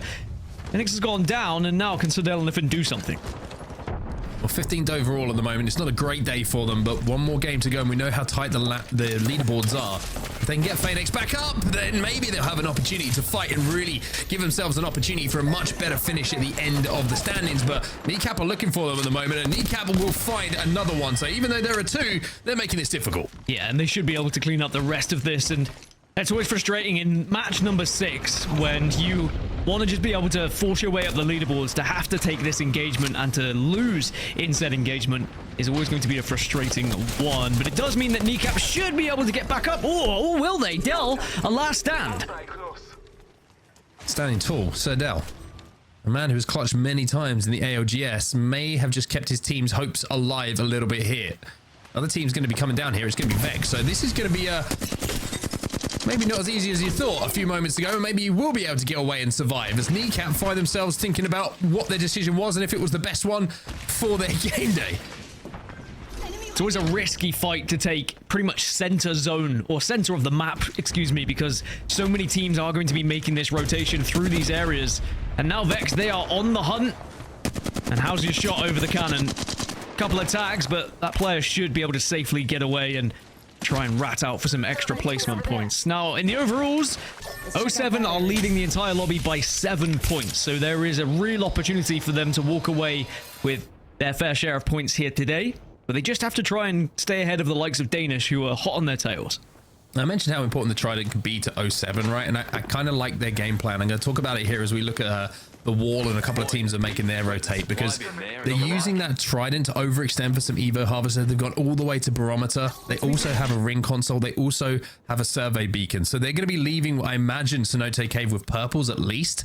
And I think if they're smart about this and they can level up Evos, do a little bit of an interaction around the map before they approach the zone, then they're going to be in a position where they don't really need to fight for a priority spot, but they're going to have good enough armor and Evo that they can third party something as the lobby starts to fall, as the fall, speaking of fall English, unfortunately, will fall with the end of their game day today. But they're basically playing like a minimal risk game, which I think is very smart. So 15th position is where Full English currently find themselves, but of course going down first means that they could fall even lower in these leaderboards. Vex are a team who are chasing them, so that's a really good opportunity for them to overtake and potentially walk away with more points from the overall standings. Kneecap, they do come out and at least survive, but that fight between Kneecap and Full English, that was a blessing in disguise, really, for Vex. Well, Vex should be able to clean up the final player here, who was desperately trying to go back for some banners. Even with the bang ult going down, you would imagine this is going to be the end of things. There's the jump, there's the spray, and that will be it. Kneecap get kneecapped, and it will be the end of their game day. So a couple of, I would say, spurts of aggression early on here in this lobby in the final game. It's just sometimes what we see, of course, knowing that there's only a certain amount of points up for grab. FA Kids are finding another team that's having a spurt of aggression, and unfortunately for them, Zidane has gone down. Tippy tap, though. That's the advantage of having a lifeline here. Also quickly dropping the drone just to be able to heal up Zidane when he does get back up. And now they're ahead in this fight. They're going to get aggressive, but it doesn't matter because the FA Kids will survive, but for how long? And there's another team. The EXO clan are here. The clan have arrived, and it's time for them to pick up a few more KP. They just need to use this blood ult to chase down these players. The Slayers knows what his role is here. It's very simple. Find, hunt, kill. And if you can, it'll be some more points here for EXO clan. Third position overall. They know how tight this is, but I gotta say, this isn't looking the most comfortable, and it looks like they've done a pretty good job of actually surviving here. There's going to be an isolated fight at Pylon, at the very least.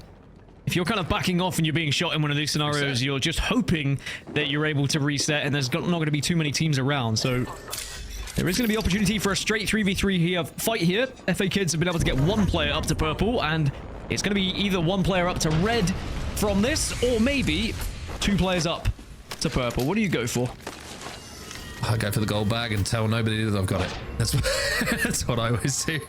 Survey beacon is available. Not sure if they did hit it on this zone. However, they might have to wait a little bit longer to hit it. By the way, the 07 story, just to keep you up to date, they're waiting around in the zone in Cenote Cave. I think they want to hit a beacon again as that zone closes, and now they're going to make their move and their decision based off of it. So you can guarantee that 07 will have purple armors when they do finally leave, which they have, to move towards zone. EXO clan, though, who did try and move into third party, might be falling from the skies in the most, I would say, ugly way possible. Whoa! But they're okay. They're okay.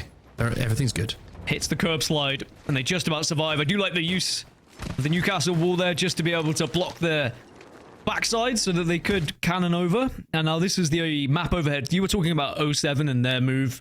They were down in Cenote Cave. They were able to hit the scans. They were able to hit the ring console. So now they have all the information they could possibly want to get into the latter stages of this game. But that is a very full circle, right? You've got 7 teams that have already found themselves in the mill and surrounding areas who are going to be more than happy with the positions they found. But can they hold them? Can 07? If you're 07 here, do you try and maybe go over the top and try and find a northern side and maybe take the fight against the likes of Alliance, for example? Or do you try and force your way in against the Stay Healthier Gaming Gladiators? Either way, it's not going to be fun for them. If I'm 07 right now, I'm doing nothing. I play the bridge next, and then I decide what to do after that. I'll look for a third party, and they're just waiting at the moment in one of these egg buildings just outside of that bridge that I was talking about. They will be safe, remember. They don't have to do too much. They don't have to force their way into zone right now.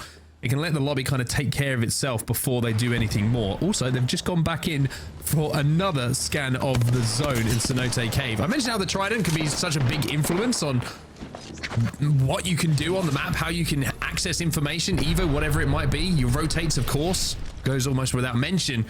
But 07 are making the most of this right now, because even though, you know, zone is closing, zones are getting a little bit hotter, they're really starting to chip away your health meds. Well, having the Trident means you can get in and out so quickly and just keep gathering info. For 07, they'll just be keeping an eye on that kill feed as well, see if they see Danish eliminated, because if Danish do get eliminated, their closest competitor is only, well, it's 15 points away, and then you don't really have to do as much, and you can play a little bit looser with less pressure on your shoulders. So we'll have to see how Danish do in their journey, but at the moment, they're just holding the mill. We can look at Blacklist International, 20th position right now. Unlikely that they're going to make a big impact on this lobby, but perhaps there is a last game that can shoot them up the leaderboard somewhat to get some points in the overall standings. Well, the north side of the zone at the moment is Alliance, and that's who Blacklist International might be running into pretty soon. But speaking of which, great job from the observers to switch us over to give this point of view. They are going to be safe Alliance inside in the next zone as well, but they're going to have a lot of work to do. A lot of teams are going to be trying to force their way in. You've got Blacklist International, like I mentioned. You've got players.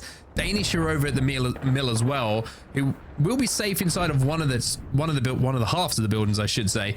But if any kind of fight breaks out, you know that Danish are going to be there looking to third party here. So Alliance have got to be very, very careful here. They cannot overextend, and they cannot afford to get knocked. I wonder whether you could maybe, as the Pathfinder, try and engage, get out, and encourage another team to come in third party, but then you become the third party by initiating the fight initially. It's not easy to do, but we have seen it, and perhaps it's too risky for Alliance right now, considering the position they find themselves in. They're 16 points away from first place, so it is still within reach, albeit it's going to be difficult for them to do so, but it's still a possibility that Alliance could come out with a match day win here.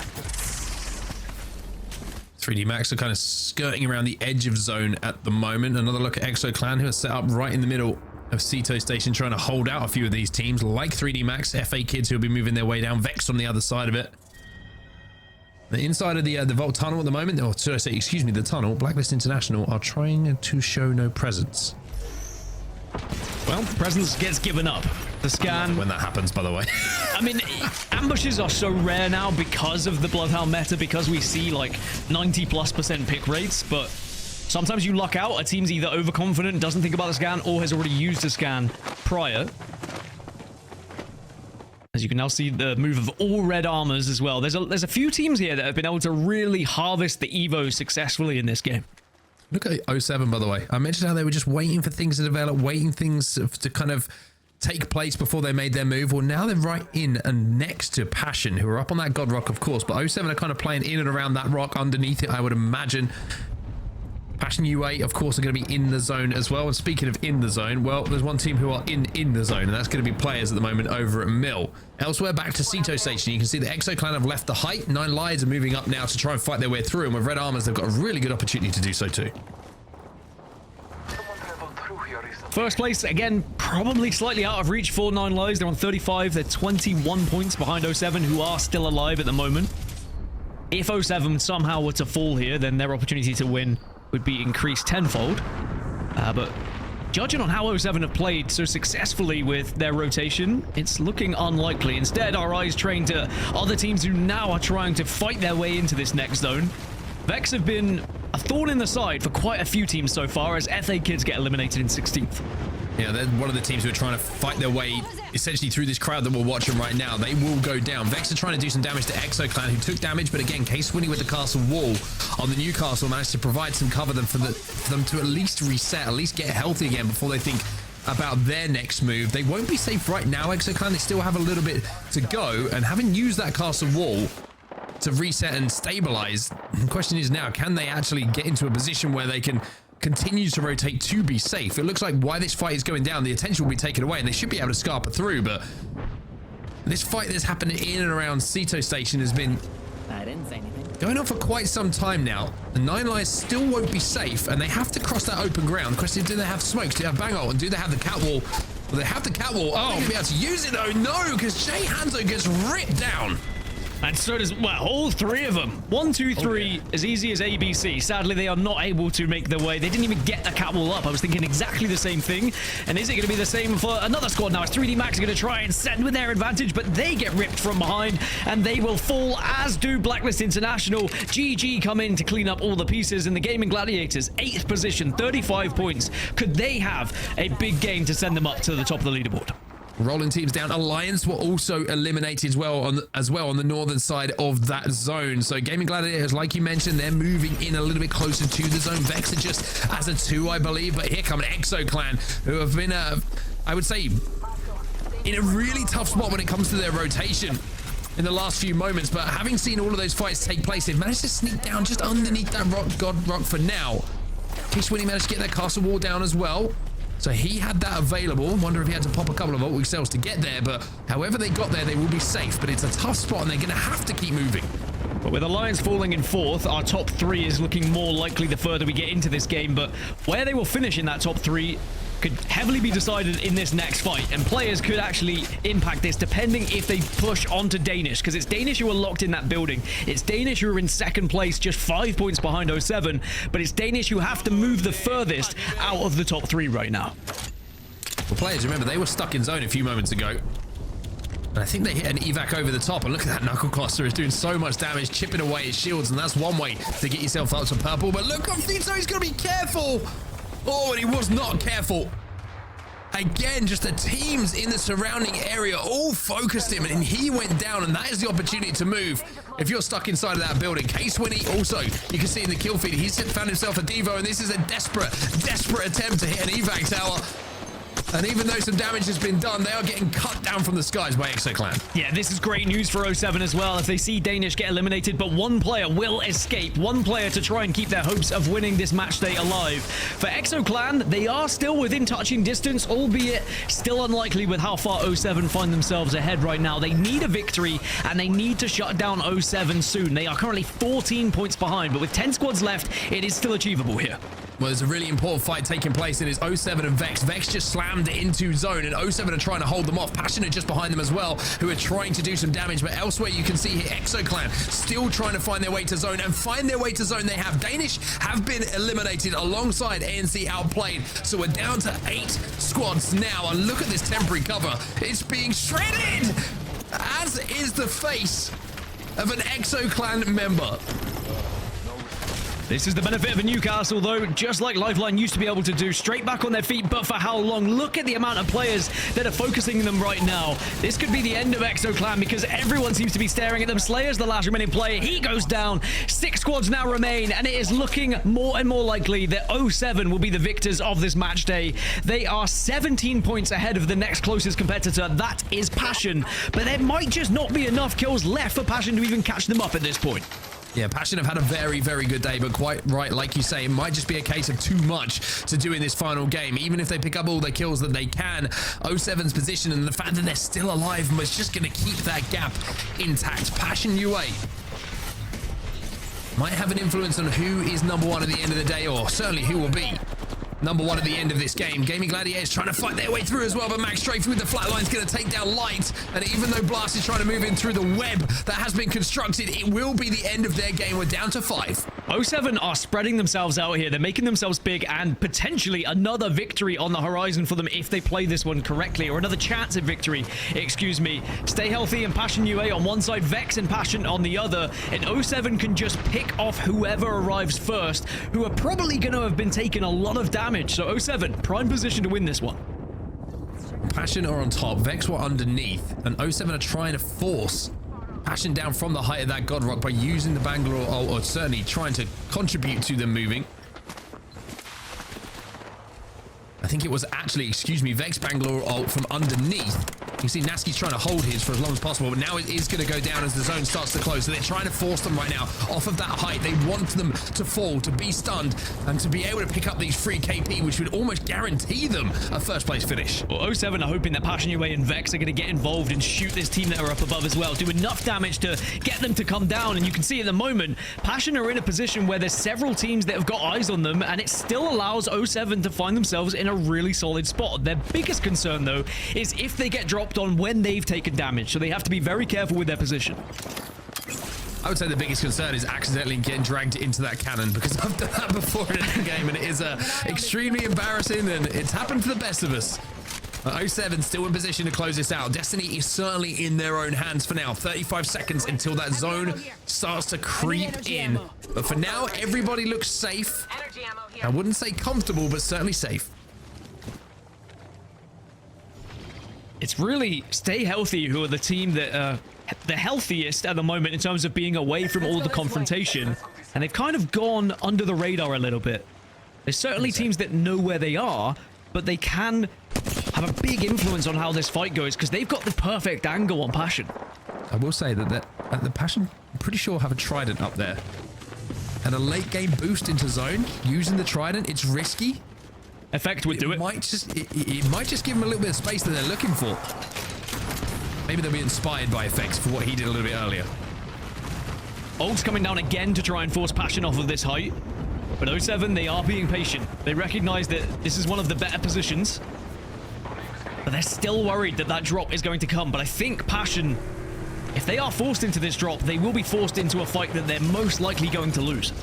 Well, Vex will be eliminated in the meantime, and you can see that now Stay Healthy, they're trying to get some shots down, but the players coming in from 07, they're trying to cut the zone in half. They want to take control of this rock for the endgame. Amphi's going to fly in, a little bit of a spray, not too much action when it comes to damage numbers, but his teammates are there to clean it up, and Stay Healthy will be eliminated. 3 squads remaining, 07 have made the play. Well, 07, they reset slightly, but now Passion get involved, as well as Passion UA from a distance, but Passion have lost 1, make it 2. And there's one last remaining player for Passion to do some damage, and will be able to stay alive, but what can you do as an individual here? You bank on the henchman, you win the game. Passion will get it done in the final game. What a performance it was from them to win the final moments. And there's a little bit of ice in the veins of the henchman as well, showing that beautiful thing that you cannot really quantify that's known as the clutch factor.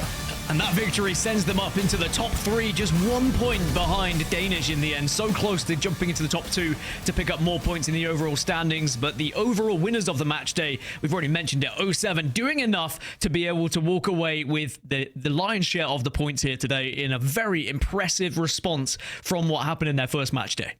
Yeah, I think the talk coming in from Nasky was saying this is never happening again. And I think we learned what the mentality was of 07 when we went to the listening as well. There was no laughing, there was no joking. It was all business today. And I think you've seen that in the performance as well. And I think the more and more that they take that attitude, keep the fun edge a little bit, of course. You've always got to keep that entertainment factor. But I think there's certainly going to be a team to focus on a little bit. And even though, you know, Nasky said himself, maybe he wasn't shooting the best today, some of his eye-gelling was absolutely superb that got them into those spots. So congratulations to 07, an amazing performance from them. But I've got to say, we've got to give some flowers to Passion as well, especially Henchman in those final moments, getting that high ground spot and managing to clutch up. Yeah, there's several scenarios where players would have probably full sent it with their team, died along their side, and all just kind of saluted together. But he said, look, I think I have an angle here. I can take a spot. It might not provide us with a victory, but it could get us into the top 2. And then when he has that high ground, the other team didn't really know where the final player was, and he took full advantage of it. 07 kind of forced to make a play as well, because no one else really was making a play. Everyone turtling, waiting for someone to do something, and 07 said, you know what, screw it. We've probably won at this point anyway. Let's just move in, get some damage, get some extra KP, and they were able to achieve that, and they were able to achieve first place overall. Well, let's bring back Rain Day to close this out, because it's Passion. Do you know what? I had a throw, but as soon as I thought about, I was thinking, you know what? Because you did it earlier to me. I was like, I could end the show by giving it back to you. That would have been This great. is why I'm not allowed to ever host, and why I choose to never host and will never host, because the show would be a shambles. Well, you know what? I mean, it was the battle of who was more passionate. I love the attempt. It was coming no matter whether you did it or whether I did it. It was happening. I'm glad we don't have to have the battle of who's up next, because go next and next up would have been a tough one. I don't think we could figure that out from a grammatical standpoint of who would actually be next in line. But Passion certainly were more passionate than Passion UA, at least in this last game. 07, hats off, salute. I love the land salute. There's a huge salute coming at the end of the day. We'll talk about them quite a bit, but Stay Healthy, they made some moves. They jumped up. Vex, they've been a team that I think was a little quiet today. I saw them be pretty relevant in the first week in a couple of end zones. They just didn't have the same consistency. Gaming Gladiator started off really well. And Exo Clan, obviously, got to win. Quiet from ANC outplay, though. That is probably the starkest difference from what we saw last week, winning the group, all the way until now, guys. Back 10, though, and you cast this one as well. You know, what went wrong here for some of these squads that you're eyeing on, Dan? I think there was a few teams that just couldn't really call the zones today. It was very backwards for what you might have seen patterns from scrims, etc. And a lot of people who moved early and then were punished because of it. But I also noticed a lack of confidence from a lot of squads as well. There were oftentimes you could have taken a fight and you could have probably won that engagement and it was isolated, but they opted to avoid that fight and play zone instead, and then achieve nothing after not getting in one of the priority positions. So I think a big lesson for most teams today was perhaps we could be more confident in certain scenarios. And, you know, it ends up making a big difference as well, because series results, you see teams that were sitting pretty in that third, fourth position drop a little bit here. ExoClan and Alliance as well. Passion with a great game at the end of it to win it, pushed themselves all the way up into third. Danish 1 point away from them, but Danish most likely would have had that tiebreaker because they have won 2 games already. And so I think that would have gone their way. But 07, hats off, salute yet again. They have found a way to do it. And I think one of the more interesting ways that they did that was telling everybody that they were going to do it. You got to respect those moments. And, you know, it was a lot. You know, match 4, we have some final circles as well to run through, just to kind of recap how this all went. Because there were a back and forth here, because it was, you know, Mark, even at the start, we kind of saw ExoClan start to pop off. We thought maybe there would be this resurgence from them. It was good enough for a 4th. I think they've got to be happy about that. And again, losing Bryn in the unfortunate circumstances, just looking at Exo, I mean, this is a good performance from them. Yeah, so whenever you lose a member and you're having to go into a new game week with a new player, you've always got that, you know, air of what's going to happen. You know, you're not quite sure what to expect, how things are going to go. And a 4th place, I think any new team would be very, very happy with. It's just a solid performance, isn't it? You're winning a game as well, which shows that, you know, there's a chemistry there to win a game, which is very important. But I think the interesting thing for me was how the team started to separate themselves as they went into Storm Point, right? Because after 3 games on World's Edge, it was a couple of points between every single place. It was, you know, from 1st to 20th. But when we got down to the nitty gritty, we got to those final moments and Storm Point started to take over, you started to see a couple of teams just kind of separate themselves from the pack. And I also tend to think that when you look even at this game 4 here, there was a lot of decisions that you look at stay healthy on the other side of this. Maybe they didn't make well. You see Masuko use the Dark Veil and does nothing off of it because they hear Case Swinney drop down the castle wall. But is that to their demise? They have 1 shot, they hit the 95, swings with the alternator, but instantly gets killed. And that was really the difference. That was the push. They went, they took that low ground. Game 4 would go to ExoClan's way. And then game 5, Dan, walk us through that, because you and Mark started off those last 2 games casting, but game 5 may be the most scintillating final matchup as well. And this could have been, you know, a victory for 07. We were expecting it to be a victory for 07 in the end, but it actually means we get 3 times in a row here in EMEA where our match day winners didn't find a win throughout the 6 games that we had. But this should have been one when you look back at it. 07 had the armors, they had the position, they had the utility, but it was the swing from Nasky in the end that, you know, everyone's going to forget. It's not going to matter because they won the match day. But still, when he put himself into this position, it could have been a brilliant play or a tough play, but the scan came at just the wrong time for him. He got spotted out through the smoke, sadly goes down, and then from that point, it was always going to be battling uphill, and 07 couldn't quite get the victory, but they had so many kills, it was basically a win anyway. One of the interesting things about the way that they won without winning a game, and we do have it again, it's bizarre what's happening in EMEA, but I love to see it as well, is they got a lot of kills. It was not an ANC outplayed type style where they got a lot of placement points and some decent kills. They got 70 points and no win, so they were rocking it even up until this last moment, Mark. Yeah, I thought this was a game they were going to win as well, to be honest, 07. They played for that rock early, and they managed to get good KP, good kills as well. And it's just, you know, they could have won this game comfortably because of the fact that it was 1 player alive from Passion, right? And they just weren't able to kind of work out where the shots were coming from. And one more player maybe staying on his feet and getting an armor swap in that situation, in that fight, and it could have been very different. But 07, I think the bounce back is the story, right? The bounce back from a disappointment of their first game day to showing us what they can do, and knowing that the ceiling is even higher for this team as well, it is very, very impressive from them. And I think it's great signs for them moving forward to show that the POI draft isn't affecting how they're playing the game. They're able to adapt, they're able to overcome regardless of where they're dropping. And I think also, Dan, it speaks when you look at these overall standings here, just to these top 3 really quickly, to the consistency that we've seen Made in Heaven, Danish, and Passion display, despite not necessarily being the biggest names when we think of EMEA.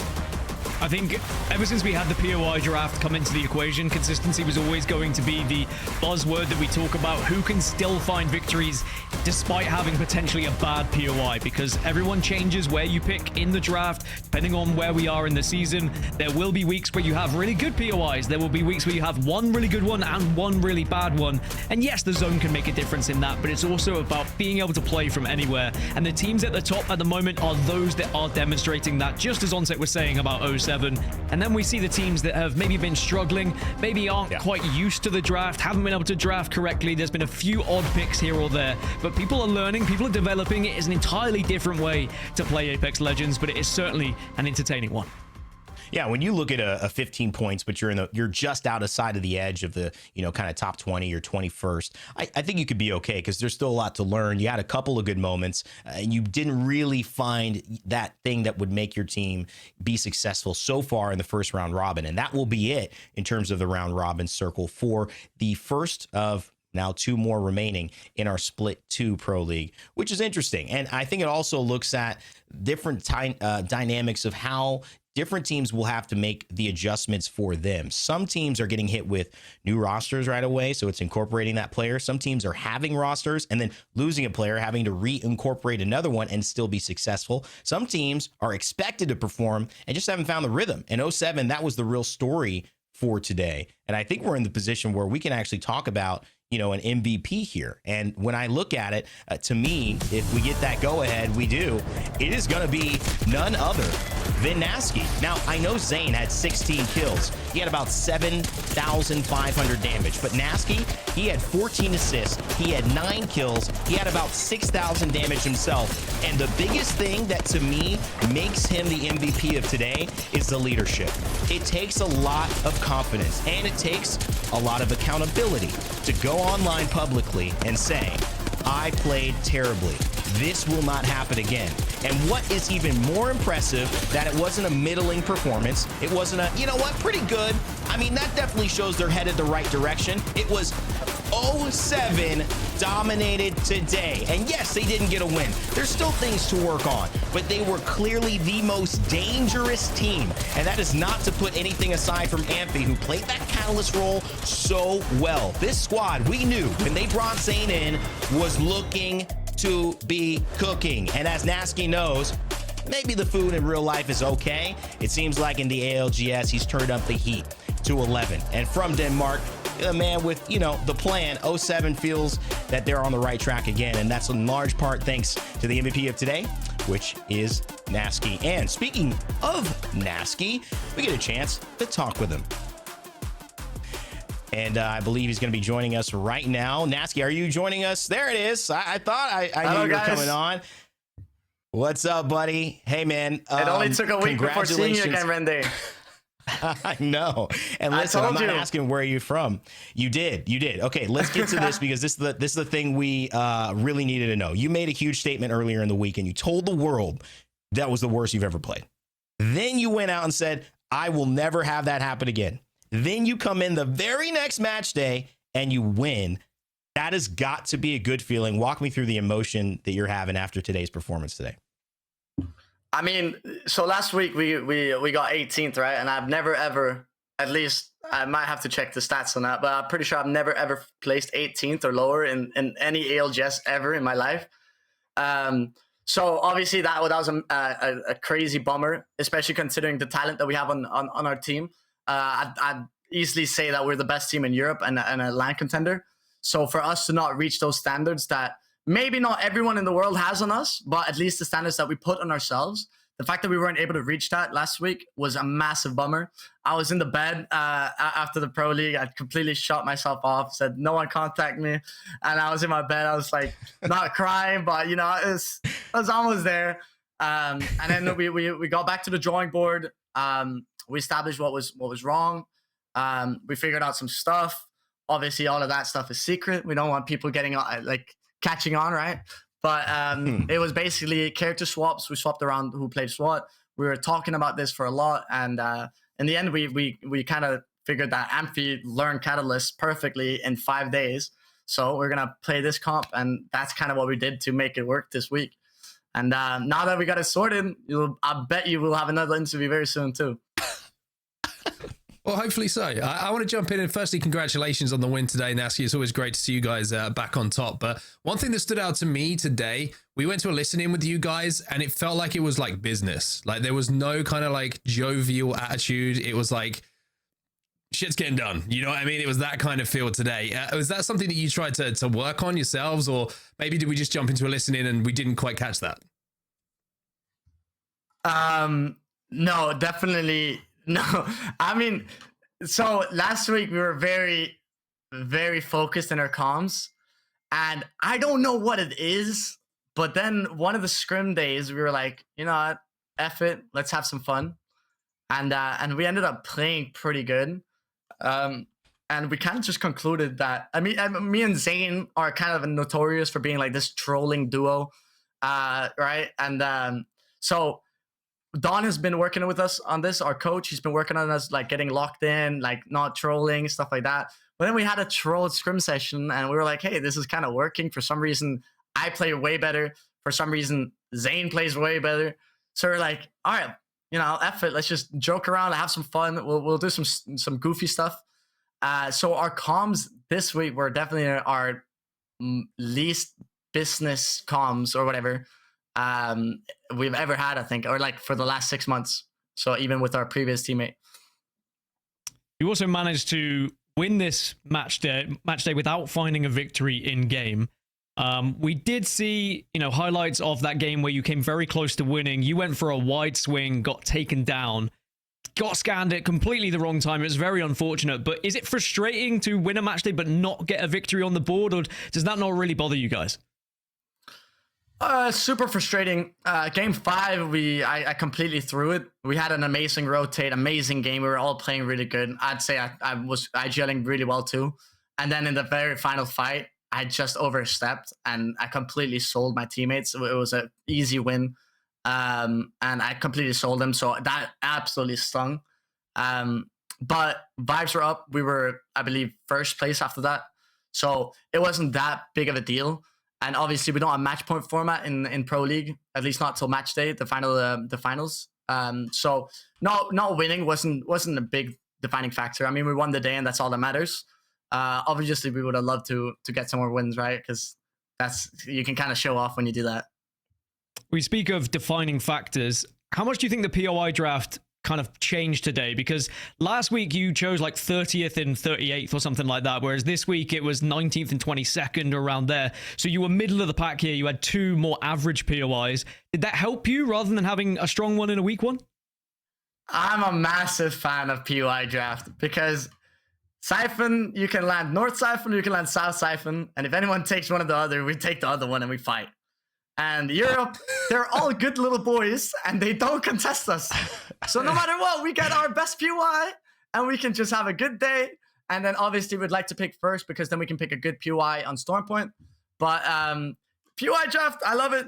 For like the last or first pick, whatever, we always get good POIs, and I think that's amazing. So I think that was good.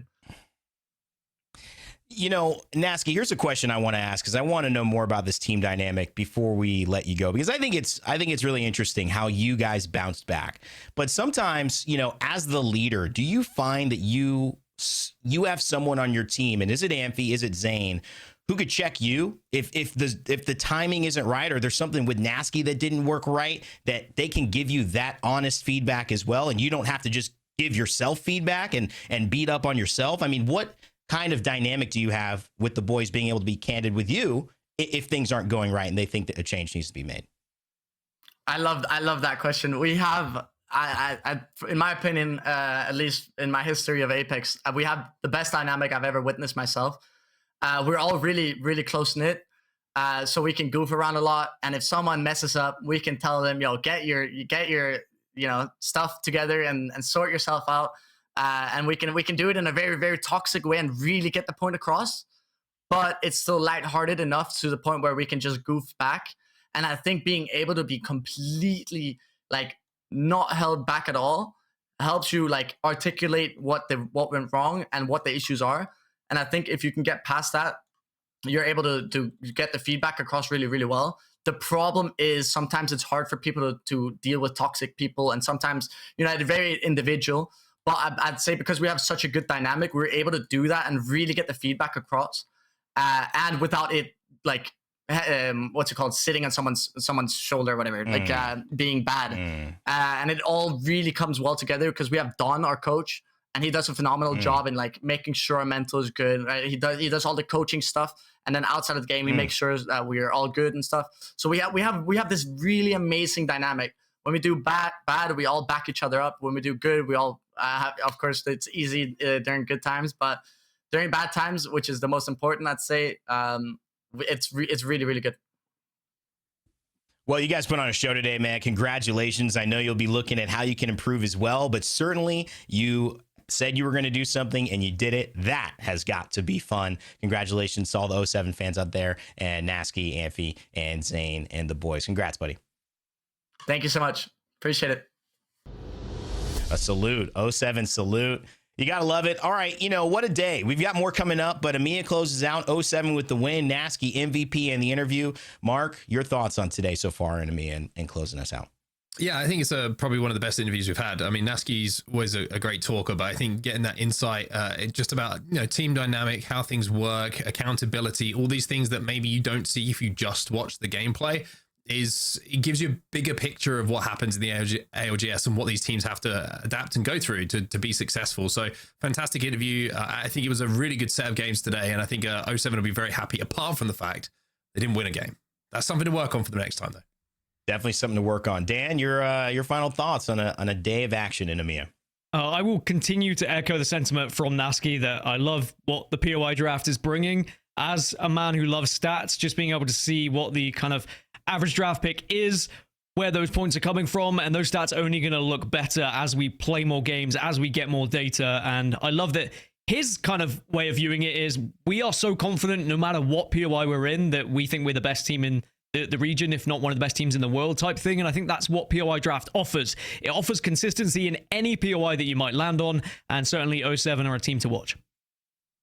And I think just to summarize that before we close, guys, I think consistency is what 07 has missed. I think that's the one thing that when we get to LAN, it's 2 to 3 many contests. It's not enough feedback or changing that issue quickly. We've never questioned whether they have the talent to pop off and win a game or win a series. It's can they do it over the course of those grueling, playoffs that we have where you're just tested at all times in so many different scenarios. Well, maybe POI draft has finally given that to them. They've certainly taken the win today, and that's 07 grabbing it. On set, Gaskin, take a little break. We've got more coming up today, so you need your rest as we close out the show.